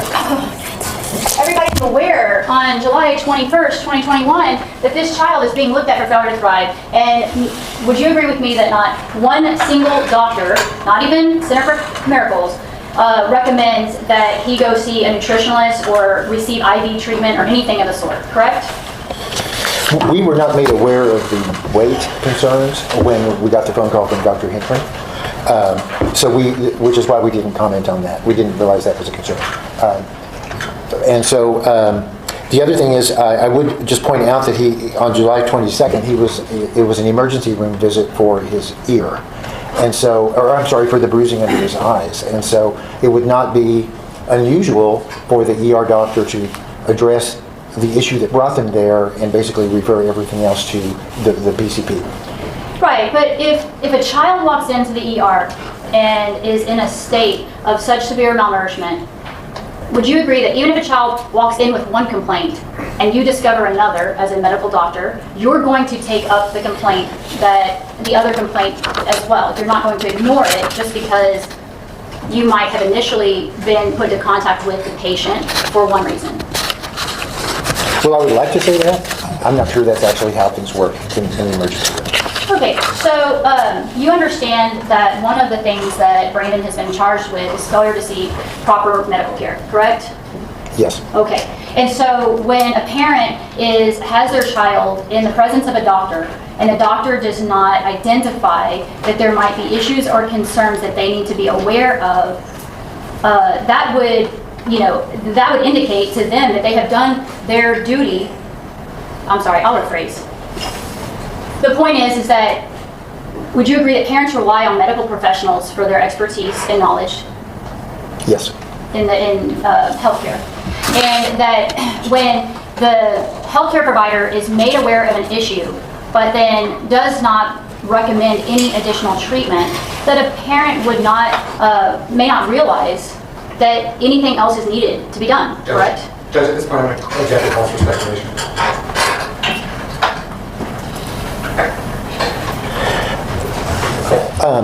Just 1 second, Dr. Weaver. I'm sorry, I'm reading the question again. Oh, sorry. Sustained. You don't have to answer that, Dr. Weaver. So, but the point is that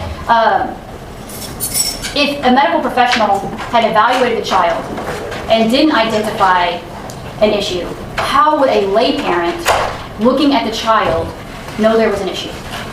Judge, I'm going to object as it calls for speculation of the relevance, generally speaking.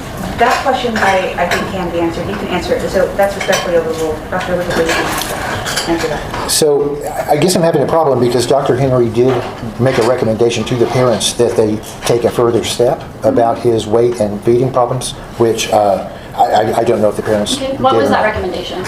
I recommended that parents discuss the need for possible referral to a geneticist with their pediatrician.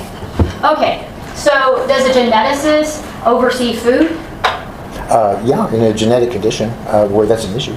Okay, so did you read the whole medical report from July 21st, 2021? From July 22nd. Starts on the 21st, while you're there way into the morning hours. Well, I mean, I have a CHOSA emergency room visit dated, or the document is dated July 22nd. I don't know if that's what you refer to or not. And Dr. Henry had a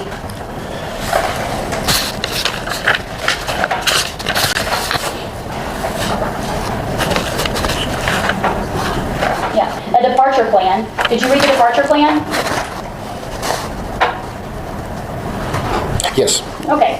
In the departure plan, when it said it's referred to a geneticist, would you agree with me that it's referring to the, it says specifically, he is safe to continue to watch at home. Please follow up with your regular doctor as soon as possible to discuss his symptoms. He may need a referral to a geneticist as well as a behavioral specialist.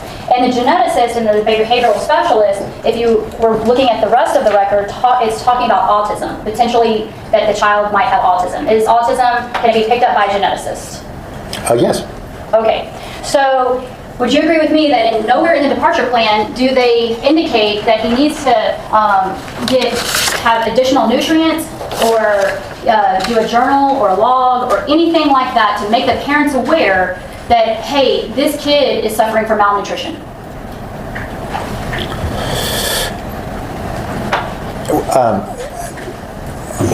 It's just a yes or no. Did they make them aware in anywhere in the departure plan that they needed to address malnutrition?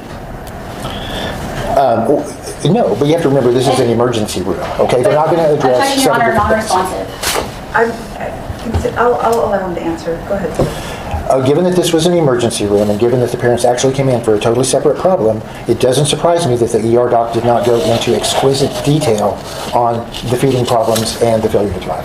So CPS was contacted based off of malnutrition, the injuries to the eyes, and this was all something that CPS was aware of, and CPS contacted, you say they contacted you for the referral? Or the Center for Miracles? CPS contacted Center for Miracles about the bruising. They never mentioned any concerns about the child's growth.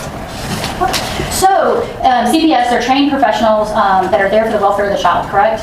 Yes. And in seeing the child on 7/21/2021, not Dr. Henry, not CPS, nobody is concerned about the fact that this child in any way looks like he is in medical need of attention for malnourishment, correct? Well, Dr. Henry expressed a concern about his failure to thrive and eating behaviors and low muscle bulk. Eating behaviors, was that Dr. Henry or was that the parent giving information to Dr. Henry?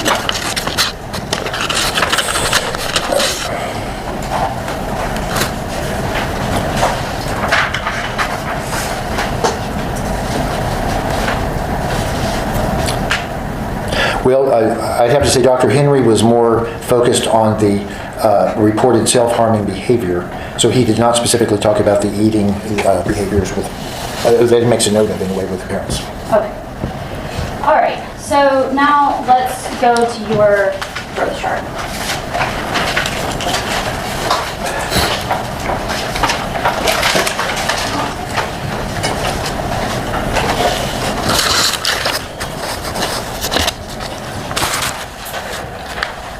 I'm going to give you a pink highlighter. I'm sorry, it's pink. It's the first one I grabbed. And I'm also, so the state's exhibit was, for your height, was going to be state's exhibit 217, right? But I'm going to give you a copy of that, and I'm going to label it, different number, it's already labeled, the defendant's exhibit 41, okay? And I want you, if you will, to add the additional points that you have left off of the chart, okay? Okay. So, you'd agree with me that we have September 28th, 2020, he was 99 centimeters at Northeast Baptist, correct? Yes.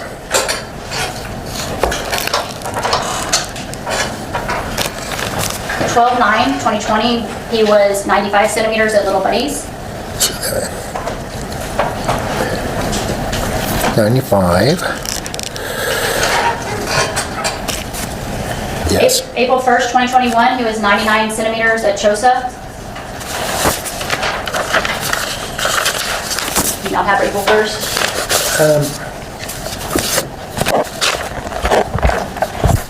I have to wait, I don't have the height for that day.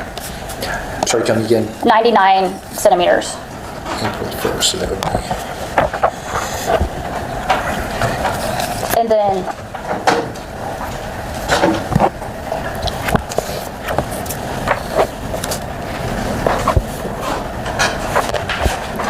Okay. okay, the next one is 7/21, 2021, 89 centimeters.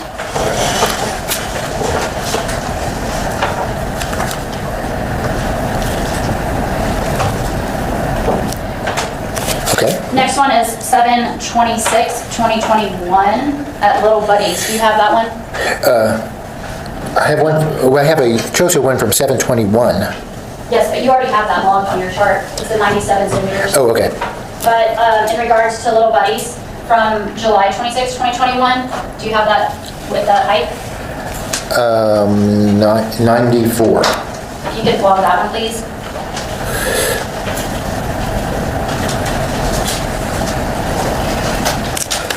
And then finally, can you log on the day of his passing, he was 99 centimeters.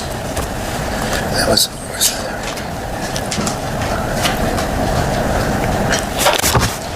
Okay, thank you.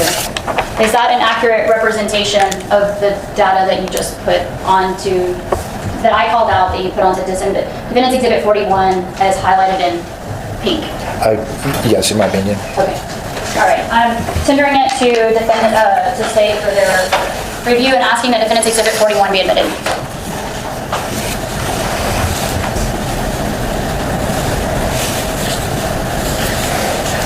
I have no objection. Defendant's Exhibit 41 is admitted and may be published. Now that you can see the pink dots on the screen, would you agree with me that on the date of his death, on August 17th, 2021, that he measured height 99 centimeters? Yes. Okay, but earlier you testified that you only wanted to use the data points that were the most relevant, or that you didn't find suspicious, correct? Correct. But would you agree with me that the 97 centimeters that you selected to use is below the 99 centimeters that he has at his death, correct? Yes. So, I fail to see how, you agree that kids don't shrink? Yes. In height, okay? And so, the fact that you chose to leave out the 99 centimeters at his passing, but chose to include the 97 centimeters at his, on 7/21/2021, you didn't find that suspicious? I mean, 97 centimeters is a suspicious number, correct? Well, yeah, it concerned me, and that's why I actually didn't connect it to the other dots, is because I wasn't completely sure what that represented.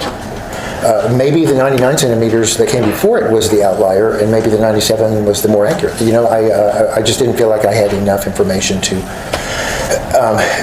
really say with certainty which were the accurate dots and which were the outlier dots.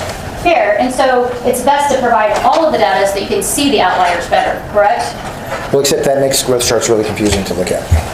Well, but we wouldn't want to mislead people in any way, correct?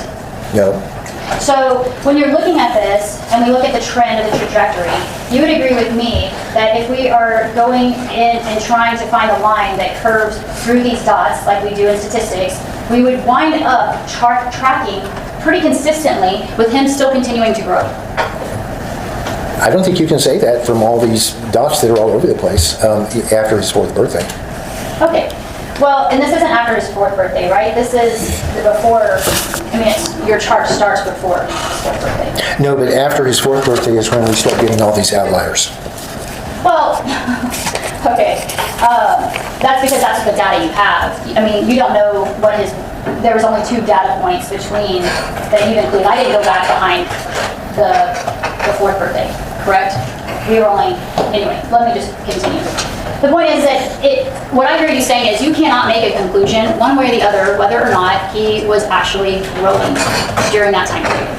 Well, it certainly looks like he was on an upward trend that started by his 3rd birthday, the very first point back there, and because it looks really consistent with the next dot when he was 3.5, and that looks pretty consistent with the dot when he was about 4.5. That one.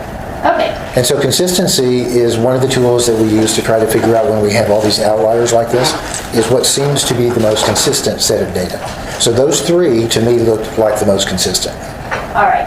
And so you're not trying to tell this jury, though, that he had stopped growing height-wise, correct? Because you don't have data to support that. That's correct. I don't think we have data to support anything after about his age 4.5, give or take.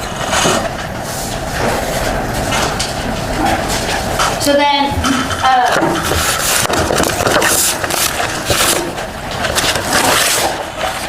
earlier, State showed you State Exhibit 94. Do you recall that? Yes. And asked, did you have any concerns? And you said, I believe you said something about the shoulder blades and possibly the ribs showing, correct? Yes. All right. And then you, in response to Defendant's Exhibit 31, said you had less concerns, correct? All right. Now, do you have any concerns in regards to Defendant's Exhibit 32? Sorry. You see that I can't see from my Here, do you need me to hand you the photo? Yeah, it's pretty glary from over Yeah, here. it's a little hard to see.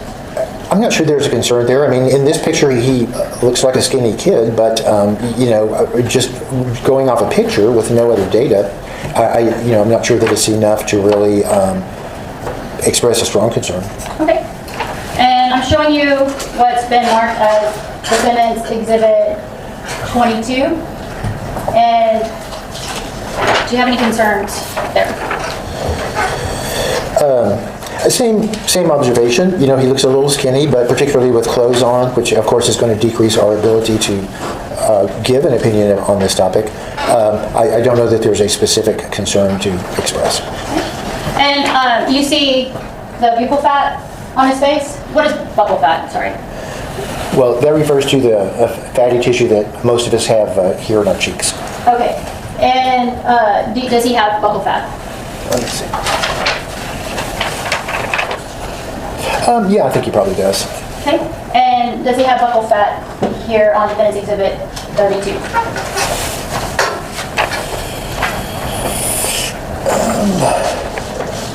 Probably. Yeah, I think there's probably some there. Okay. Now,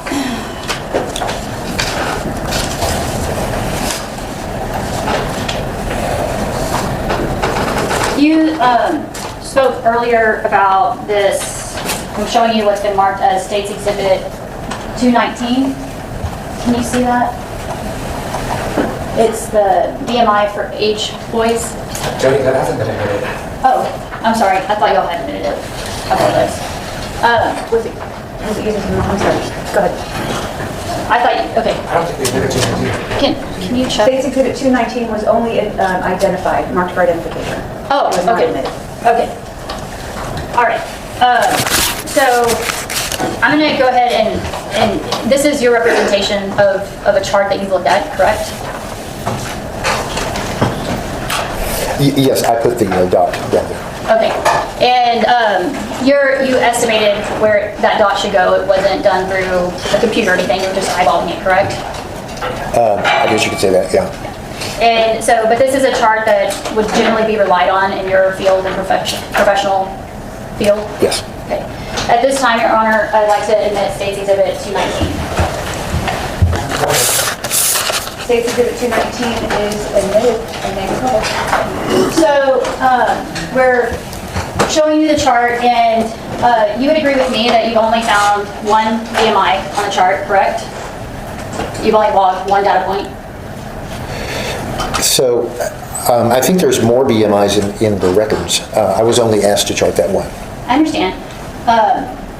I understand that they can be calculated, but would you agree this only has one data point, right? That I would agree with. Yeah.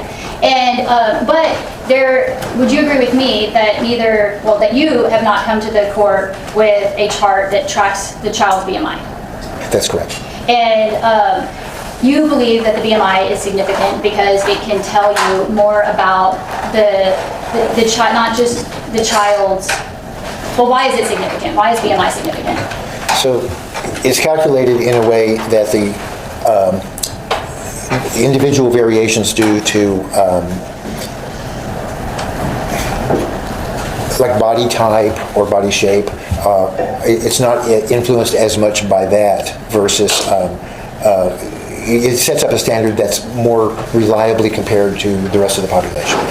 Okay, so like it compares height to weight. So if you had a really tall person who was skinny or a short person who's overweight, fat, I don't want to use fat, but fat, overweight, it takes into consideration their stature, essentially?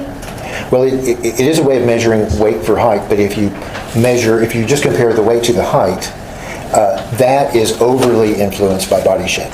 And so the body mass index, BMI, irons that out a little bit, so there's it's less influenced by the factors that you mentioned, that someone can be tall and thin but normal versus short and overweight or normal. So from our point of view, it's a more reliable way to compare a person to the general population. Okay, and so you did not, let me ask you this, do doctors also rely on BMI in their everyday practice if they've only seen a child once?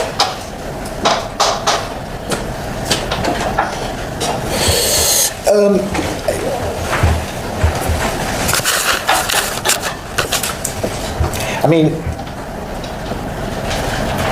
it's a measurement that's relied on routinely by physicians. And I would say, even if we only have one BMI point, we certainly look at it and see if it is at a level that needs some sort of action.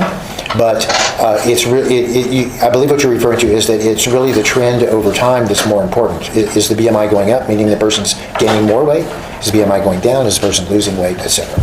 All right, and so, but you didn't feel like that was, well, you've looked at Dr. Molina's autopsy, correct? Yes. And you would agree with me that she only provides one BMI in her autopsy? Yes. And that, are you aware of any other chart that she's made that tracks the BMI over time? Not that I'm aware of. Okay. But BMI is an important figure, data set to consider when you are considering whether a child is malnourished or not, correct? Well, it's completely unreliable under the age of 4, so it's not used in that age group. So, and the issue we had with Benji's points in and around his 4th birthday and after were the heights were clearly unreliable. They're outliers all over the place. And so if your height is unreliable, your BMI is going to be unreliable. So the chart that was just admitted for State Exhibit 219 BMI for age for boys that you just went off of goes from 2 to 5 years old, correct? That chart does, yeah. Yeah. And so it's not just for 4-year-old boys, or it's for a whole data set between 2 to 5. Well, you can calculate it at birth. I mean, it's just a calculation. But what we found out through the years that it's not reliable for clinical use until after the 4th birthday. Okay. So when we're talking about things that you evaluate in considering starvation, there's the intentional starvation, and would you agree there's an unintentional starvation? Yes. And some of what can factor in determining unintentional starvation might be education, someone's education and not knowing what needs to be done, what foods are most nutritious to help a child, correct? Well, once again, I would argue that it's more the volume of food that's given or not given to the child. Especially in a country like the U.S., food is generally nutritious, at least to the extent of not starving to death.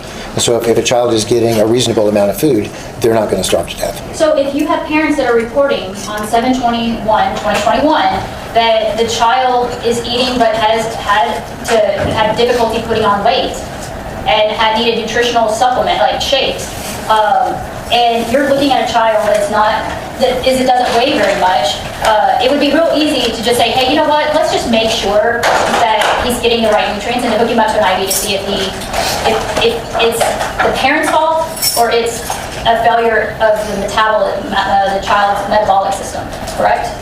Well, an IV is not going to tell you information about that because an IV is basically water and salt. So that's not going to correct undernutrition. So the approach to that would be to admit the child to the hospital and have objective observers see whether or not the child actually eats and how much they're eating and appropriate amounts, etc. And so that you're not relying on 1 or 2 reports from someone who may not be telling you the truth. Okay. And so, but there's a way to rule that out, that you could address it medically if you needed to, correct? Yeah, if it's a really big concern and no other option seems appropriate at the time, then putting the child in the hospital would be a step. But an ER doc who's never seen the child before wouldn't know what other approaches have been taken or have not been taken by the primary care doctor or other doctors. And so Dr. Henry, as the departure plan pointed out, says you need to follow up with your pediatrician, correct? Correct. And you would agree that the parents follow up with the pediatrician the very next week? Yes, it looks like they did. And that pediatrician also did not recommend that the child go and see anyone in regards to food consumption or concerns of malnutrition.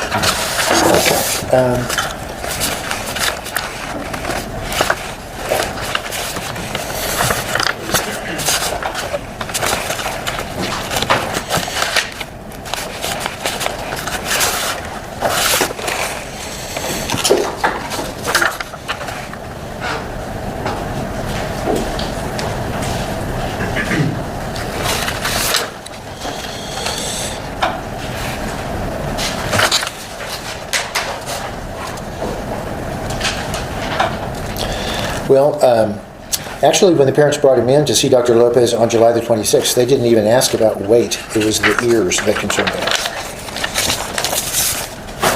Did they weigh the child? Yes. Okay. And this is the same pediatrician that had seen him for his 4-year well check, correct? Right. And the eyes are still, he still has black eyes at that time, correct? I'm sorry, and that's the 4-year well check in December? No, it's just on 7/26/2021, Benji still had black eyes, correct? Well, that's not really clear from this because Dr. Lopez wrote eyes normal.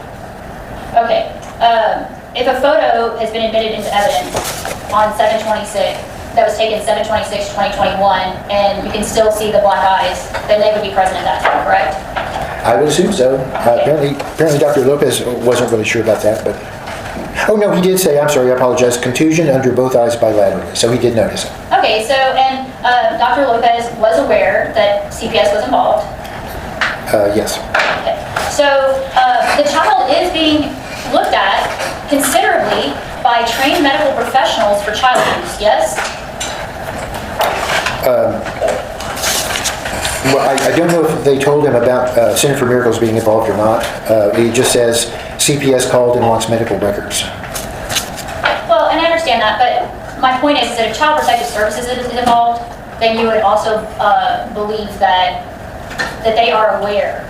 Judge, I'm going to check. Also speculation. I'll move along. Thank you, Your Honor. Okay, so would you agree with me that if someone is not being fed sufficiently, and they would start, it gets to be a serious situation, that they are actually going to start having negative effects on their bodily organs? A serious level of malnutrition, yes, has negative effects on bodily organs. Okay. And would you agree with me that at least on all the medical records that you reviewed when Benji went to the doctor, there was no report of any negative effects on his bodily organs?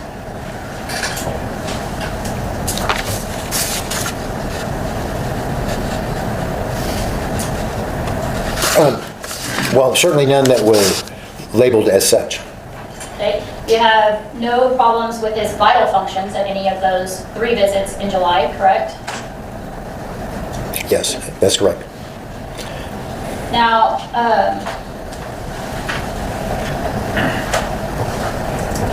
you have testified that the loss of that generally in starvation cases you will have a loss of tissue underneath the skin, correct? Yes, I would agree with that. And that you have fatty tissue. That fatty tissue is all over. It's in our faces, it's in our abdomens, our arms, legs, and then everywhere else. Pretty much. And that certain kinds of rashes may develop if you are experiencing starvation. Correct. Okay. And is that because starvation, or why is that? What are the rashes? I'm not really sure why they develop, but it probably has to do with changes in the skin, like less moisture in the skin and things of that nature. But beyond that, I can't tell you specifically why skin changes are part of starvation. And then that if you are being starved, that you're increasingly less able to carry on normal activities. Yes, I would agree with that. And that and as it becomes more and more extreme, you may not even be able to get up and walk or to do certain things like that because you've lost so much muscle that your body's incapable of doing it. Correct. Now, you noted that the hair starts falling out and becomes thinner and thinner and more breakable as a sign of starvation. Yes.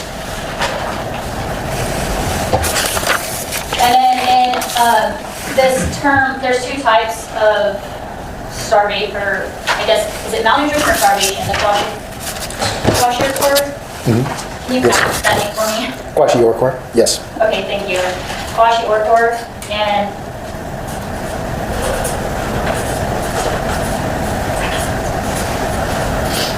okay, I'm gonna spell this and make sure that Andrew can tell me if it's spelled correctly.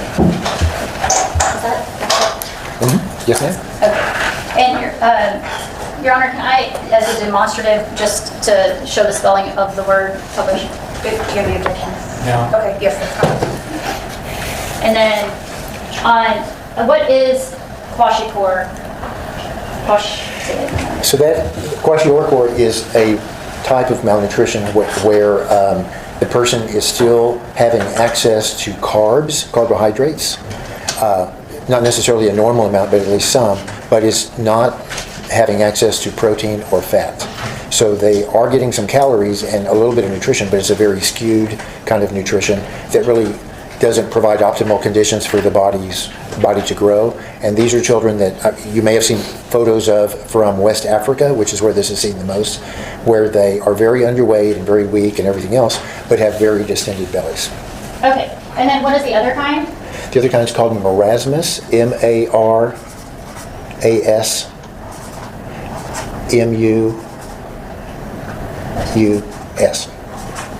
Okay, And so this, can I put distended belly under this term? Would that set it apart from this one? Yeah, that's kind of the characteristic feature of it. And they also tend to have very significant skin changes as well. Okay. And should I put skin changes as well? You can. And they also have more dramatic hair changes while we're at it. Their hair typically changes to kind of an orange color and becomes very brittle. Okay. And then in regards to the marasmus, Marasmus, yes. Marasmus. And we actually in the U.S., we don't really use the term as much anymore. We call it protein calorie malnutrition. on which one? Marasmus. And the reason for that is because marasmus is the more typical type of malnutrition where the child's just not getting any nutrition at all, essentially. So it's not just the carbs they're missing out on, but they're missing out on protein and fat. So it's a global kind of malnutrition that is more typical for children that we see here in the U.S. So tell me the term I'll use again. Protein, Okay. calorie, malnutrition. Okay, and you said this is more of a global? It just means global malnutrition. Like in other words, the children are not getting any significant nutrient. And it's more the typical kind that we see here in the U.S. Okay, and so in regards to Benji's case, did he have kwashiorkor or did he have marasmus? He had marasmus. Okay. And process. So we're focused on this one, right? Yes. Marasmus. And are there any special, like, things that we look for under marasmus that we don't, that are different? Well, they don't have the distended belly. If anything, it's the opposite. They have going in belly, a concave belly, and because it just represents weight loss. You know, they're just losing weight over every part of their body. They also can have hair and skin changes, but they're not as dramatic as with kwashiorkor. They're a little more subtle, but over time they start losing hair as well, and they start getting skin rashes. Okay, so they can also, so the skin change and hair change and rashes are not just for kwashiorkor, it can also happen here. Well, it's more dramatic with kwashiorkor, but it definitely happens with marasmus as well, especially as it becomes more severe. Okay.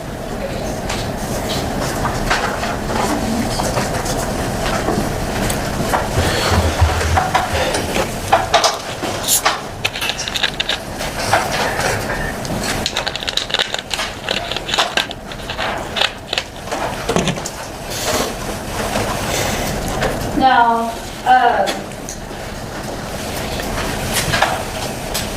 when you said that the newborn testing that they did for screening for genetic metabolic concern, they do a newborn testing. Why do they do that? They look for 55 genetic or metabolic conditions that can seriously affect a child's health. Okay, and in reviewing the records, do you recall that normally they do 2 screens, right? Right.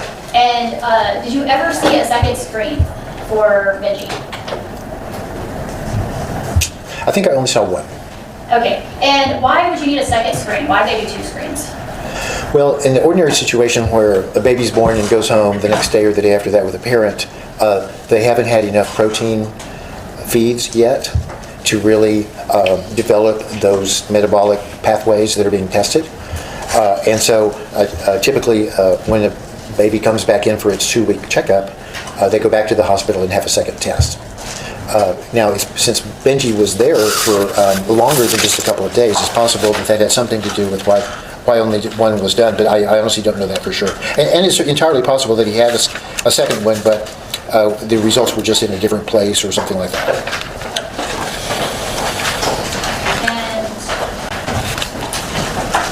so let's talk about metabolic issues that can arise after birth. Can you get metabolic disorders after birth? There are a couple, there aren't very many, but there are a couple of metabolic conditions that can develop later in life. And what are those? Well, the most common one would be diabetes. The thyroid gland can develop problems later in life. That's called acquired hypothyroidism. And I guess there are a couple of other hormone-related ones. There's one called Cushing's syndrome, Addison's disease, and a few more, but they're pretty, with the exception of diabetes, they're pretty uncommon, especially in children, and are usually present in such a way that they can be identified fairly quickly. Okay, and what are some of the symptoms of diabetes? It's called, the classic ones that we look for. And I'm going to say that there's two kinds of diabetes, and I'm going to talk about type 1 diabetes, which is the kind that usually presents in childhood. And the symptoms are drinking too much, drinking a lot, eating a lot, and urinating a lot. Okay, and what would be a high blood sugar for a young 4-year-old or for a 4-year-old? Pretty much the same as in adults, over 100. And if Benjamin did have that and somebody missed it, could that cause starvation and death? No, it's a different kind of death. Did you testify previously regarding that same question and answer yes? Well, I did testify previously about this issue and whether Benji had it. I don't remember that specific question being asked. Would it help to refresh your recollection to see Sure. your statement?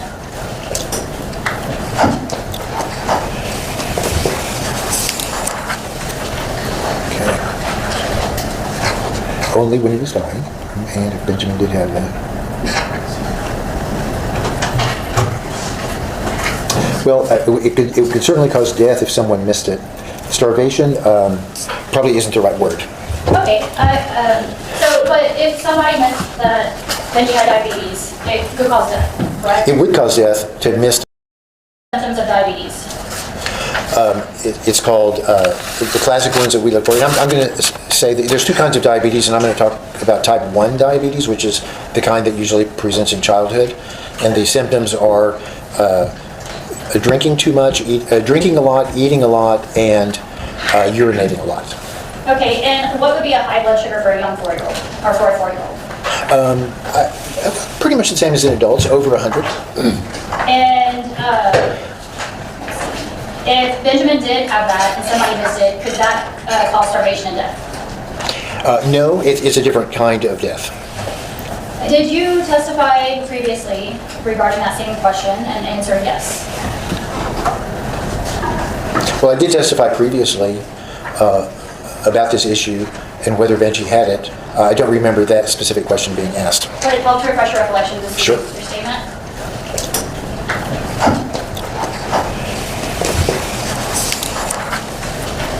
Okay. Only when he was dying, and if Benjamin did have that. Well, it could certainly cause death if someone missed it. Starvation probably isn't the right word. Okay, but if somebody missed that Benji had diabetes, it could cause death, correct? It would cause death to miss type 1 diabetes, but typically it would be over the course of a week and a half or 2 weeks at the most. It wouldn't be something that took 9 months to develop.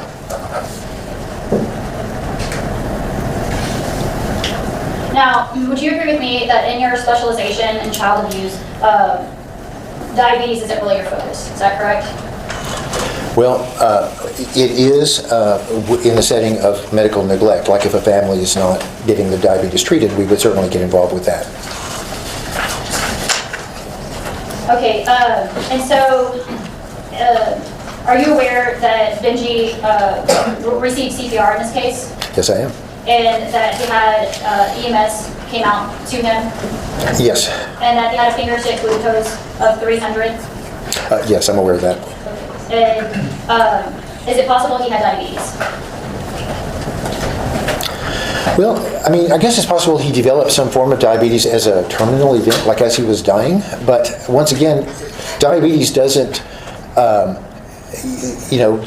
it doesn't take months for type 1 diabetes to kill somebody. It takes weeks. So that the time frame is not consistent with diabetes for what happened the last few months of Benji's life. Now, did you testify previously that in response to, is it possible he had diabetes? Yes, it is possible. I believe that's an inconsistent statement. I'm going to object to the form. I'll overrule it. You can answer it if you can. Well, I mean, I'd feel more comfortable if I could see the transcript of that.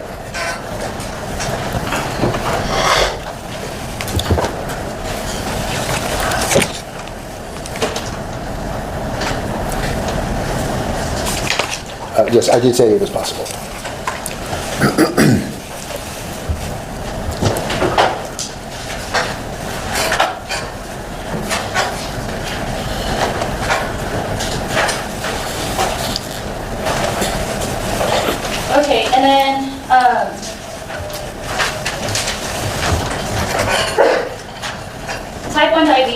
have a rapid onset, correct? Yes.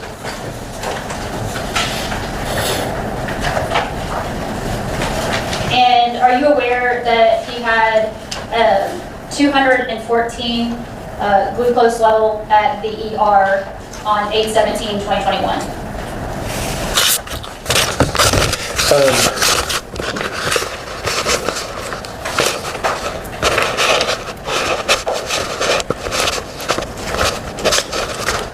I remember that it was elevated. I don't remember the exact number.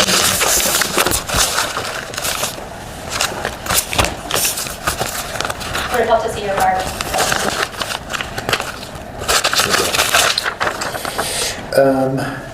214, yes, Is that a high level? it is.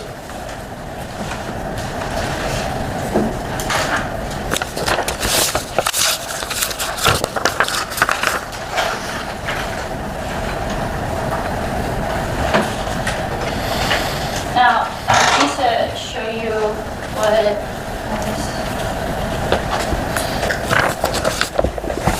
I've marked here as the EMS records from August 17th, 2021. Would you agree with me that they indicate that they did perform a suction? A suction? Yes. Okay, thank you.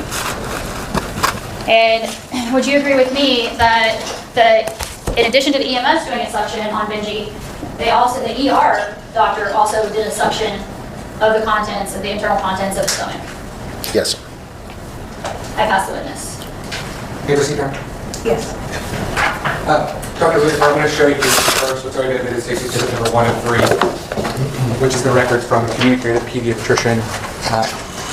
Is what I'm showing you safety exhibit number 103, that newborn health stream? Second test, yes. There it is. Okay. Okay. That is what that means. So there's that second test, and he's negative, right? Correct. Everything was normal. Okay. So again, after the 55 potential metabolic genetic conditions. Correct. How does one die from type 1 diabetes? So, type 1 diabetes means that the body just suddenly loses the ability to make insulin from the pancreas, and so it can't absorb glucose out of the bloodstream into the organs. And so glucose is what all of our organs live on every day, and so things start going badly very quickly once glucose is not available to the rest of the body. And so one thing that happens is the blood sugar builds up to very high levels and starts pulling water out of the body in the form of urine because of those high glucose levels. The second thing is the body starts looking around for other energy sources and starts metabolizing fat, in particular like crazy, which releases a waste product called ketones. And ketones are very toxic to the body at high levels. And so the ultimate cause of death with untreated type 1 diabetes is basically severe dehydration and what's called ketoacidosis. Okay. Talking about ketoacidosis, would you expect if somebody has ketoacidosis there would be ketones in the blood? I would. What about acetone? Acetone is one of the ketones, so yes. So if Dr. Molina testified that she drew the blood and there was no acetone, what would that indicate to you? That he wasn't having ketoacidosis. It would not have died from type 1 diabetes. Correct. Really a fatal case of type 1 diabetes would always involve ketoacidosis, and so if it wasn't there, then the cause of death was something else. Okay. I want to talk about the records as it relates to the ER visit on 7/21 of 21. First of all, are you aware of who does coding? Meaning the codes that are entered in the medical records. It's a clerical function, like in other words, the hospital or the emergency room's clerical staff, after the fact, codes the visit, and it's part of the billing process. Okay, so is it a doctor who enters in codes? Well, it depends on the environment. I can tell you that the ER docs very rarely are the ones who enter their coding. Okay, so I want to show you the record on 7/21 of 21. What is, I'm sorry. I'm going to spell it Hirsutism. Hirsutism? Yes. That means excessive body hair? Could that also be consistent with lanugo? Yes, it could. And again, lanugo is consistent with the malnutrition. Correct. And again, that was the ER visit on 7/21 of 21. Correct.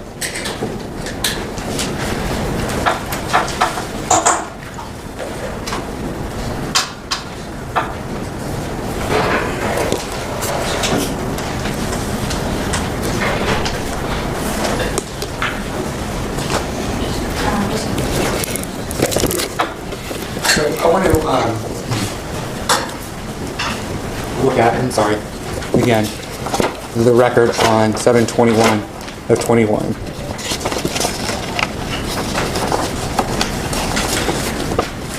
So in that, where it says, has child had poor weight gain over the last few months? It says no. Is that fair to say? Yes.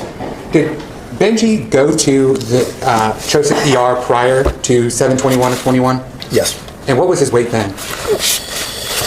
Let's see, he had an ER visit on, I believe it was in April, April 1st, I believe? or March 25th and April 1st. So he had 2 ER visits earlier that year. Okay, let's look at the one closest to that, 4/1 of 21. Do you have that on you? Yes. Sorry, let me get to it real quick.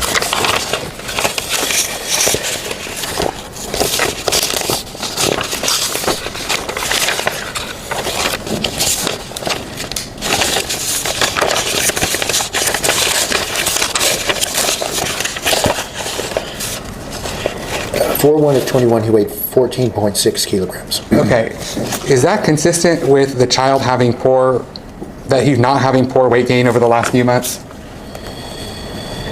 Well, on July 21st, he weighed 13.8, so he actually lost, as I think has been pointed out, almost, what would that be, almost a kilo. So he actually lost 2 pounds from April to July, so it would not be consistent with normal weight gain, obviously. Right, and that's at the same facility, right? Correct. Okay.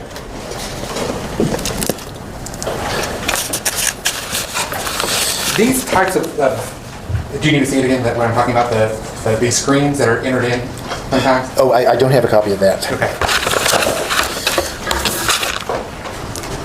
Are a lot of things just kind of like clicking when you're going through the record, whether maybe doing intake on somebody?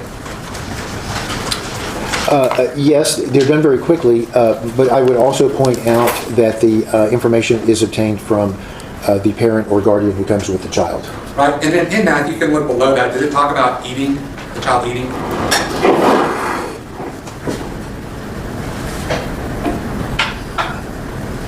It does. What does it say? The question is, has child been eating/feeding less in the last few weeks? And the answer that's recorded is no. Okay, so the parents at that point do not report that there have been feeding issues and that there's no weight gain issues. According to the record. Okay. Ms. Sawyers was asking you questions as it relates to starvation and being able to carry on with daily activities. Is there some nuance to that? I think so. I mean, starvation happens over a period of time in most cases. You know, it's a gradual process. It's not, in most cases, it's not that someone locks a child in the closet and then they don't get fed at all after that. It's a process of being fed too little, infrequently, things of that nature. And so it's a gradual loss of weight. And what you get with that is also a gradual loss of function. So it's not like from one day to the next they suddenly can't walk or something like that. It's a gradual weakening of the body over time. But in somebody that's malnourished, have you seen cases where they can still walk? Yes. They can still talk? Yes. So just because the fact that a child is walking and talking does not mean that they are not malnourished. Correct. She asked you about negative effects on the bodily function in prior visits. Is there enough information in the records for you to definitively say one way or another as it relates to his bodily organs? I don't feel that there is enough information in the medical record. A lot of these are ER visits. The focus is on something else. The pediatrician visits Even there, the focus was on something else, usually ear infections, which was also happening a lot to Benji that year. And so that was generally the reason that he was being brought in.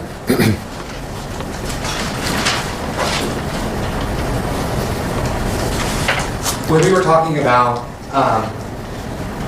BMI and charting it, specifically as it related to State's Exhibit number 219, the Z-scores that we filled out, or the Z-score that we filled out for the BMI at its death. Why didn't you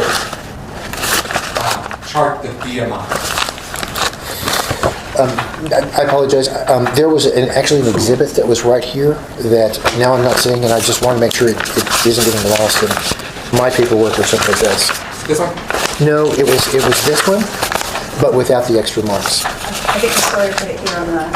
Oh, okay. I just want to make sure it was in a safe place. That's all. So that's what I'm referring to, State's Exhibit number 219, this particular exhibit. Okay. When charting BMI, you have to take into account the height, right? Yes. And so we've already discussed the height that you looked at was spurious. Is that fair to say?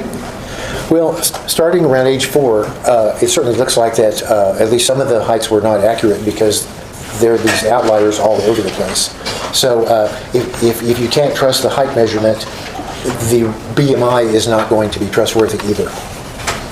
So looking at defense exhibit number 41, I want to go to these portions here. In your opinion, is it likely that Benji was getting shorter, getting taller, getting shorter and taller on the same day and getting taller? No. Okay. And is it this type of sporadic jumps in the record prevent you from relying on the height as much? Correct.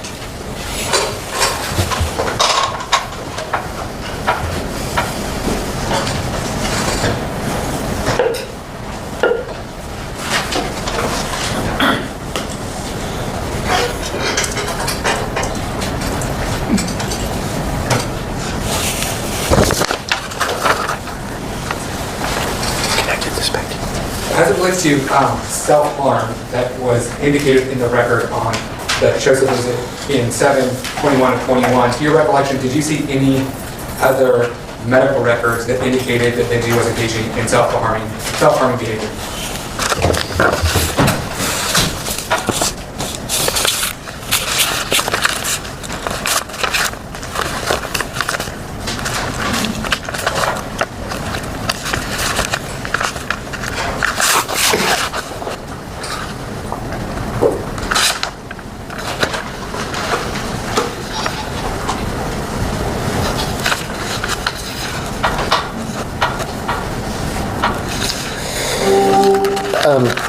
On the ER record from August the 17th, the day that he died, Dr. Kumar, who was the treating physician that day, made a note per parent. Oh, excuse me, I'm sorry. This is from the she made a note that on the prior ER visit, the parents reported Benji had a history of self-harming behavior. And also on that day, it's noted that the stepmother described numerous episodes where Benji was trying to make himself throw up. So other than the 7/21 and 8/17, did you ever see any other medical records to indicate that the parents are reporting that Benji is engaging in self-harming behavior? No. So Ms. Boyers went over with you some pictures and asked, is there buccal fat in this photograph? My question to you is that even on the day of his, let's say the picture on the right, does he still have buccal fat on in that picture? Is there a way that I could see the picture itself? I only have this one digital, but I can rotate Oh, the okay. CD for you. Well, can I step Is there down any and look step at down, it? Judge?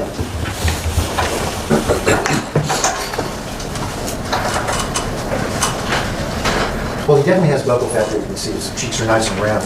Here you kind of get an idea that he may not, because you do have a little, kind of like a little concave imprint right there. So I would say it certainly appears to be less buccal fat than in the control arm. Right, and that's my point, is that what we're looking at is the change in the buccal fat. Is that fair to say? There's definitely a change, in my opinion. And Can somebody still have buccal fat and be a child, still have buccal fat and still be dying or suffer from malnutrition and starvation? Yes, once again, I'm sure that it's really kind of a gradient where you don't suddenly lose it one day. It gradually diminishes over some period of time. So yes, I think it is possible to be malnourished and still have a little bit of buccal fat. Okay.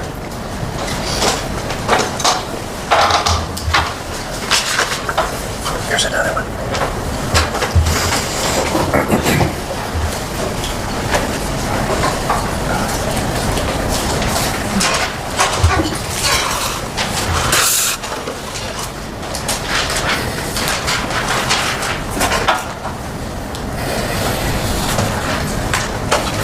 How about this one? I'm sorry, do you have a lot? I'm just debating whether to take our afternoon break now. Okay. We're going to go ahead and take an afternoon break. All right,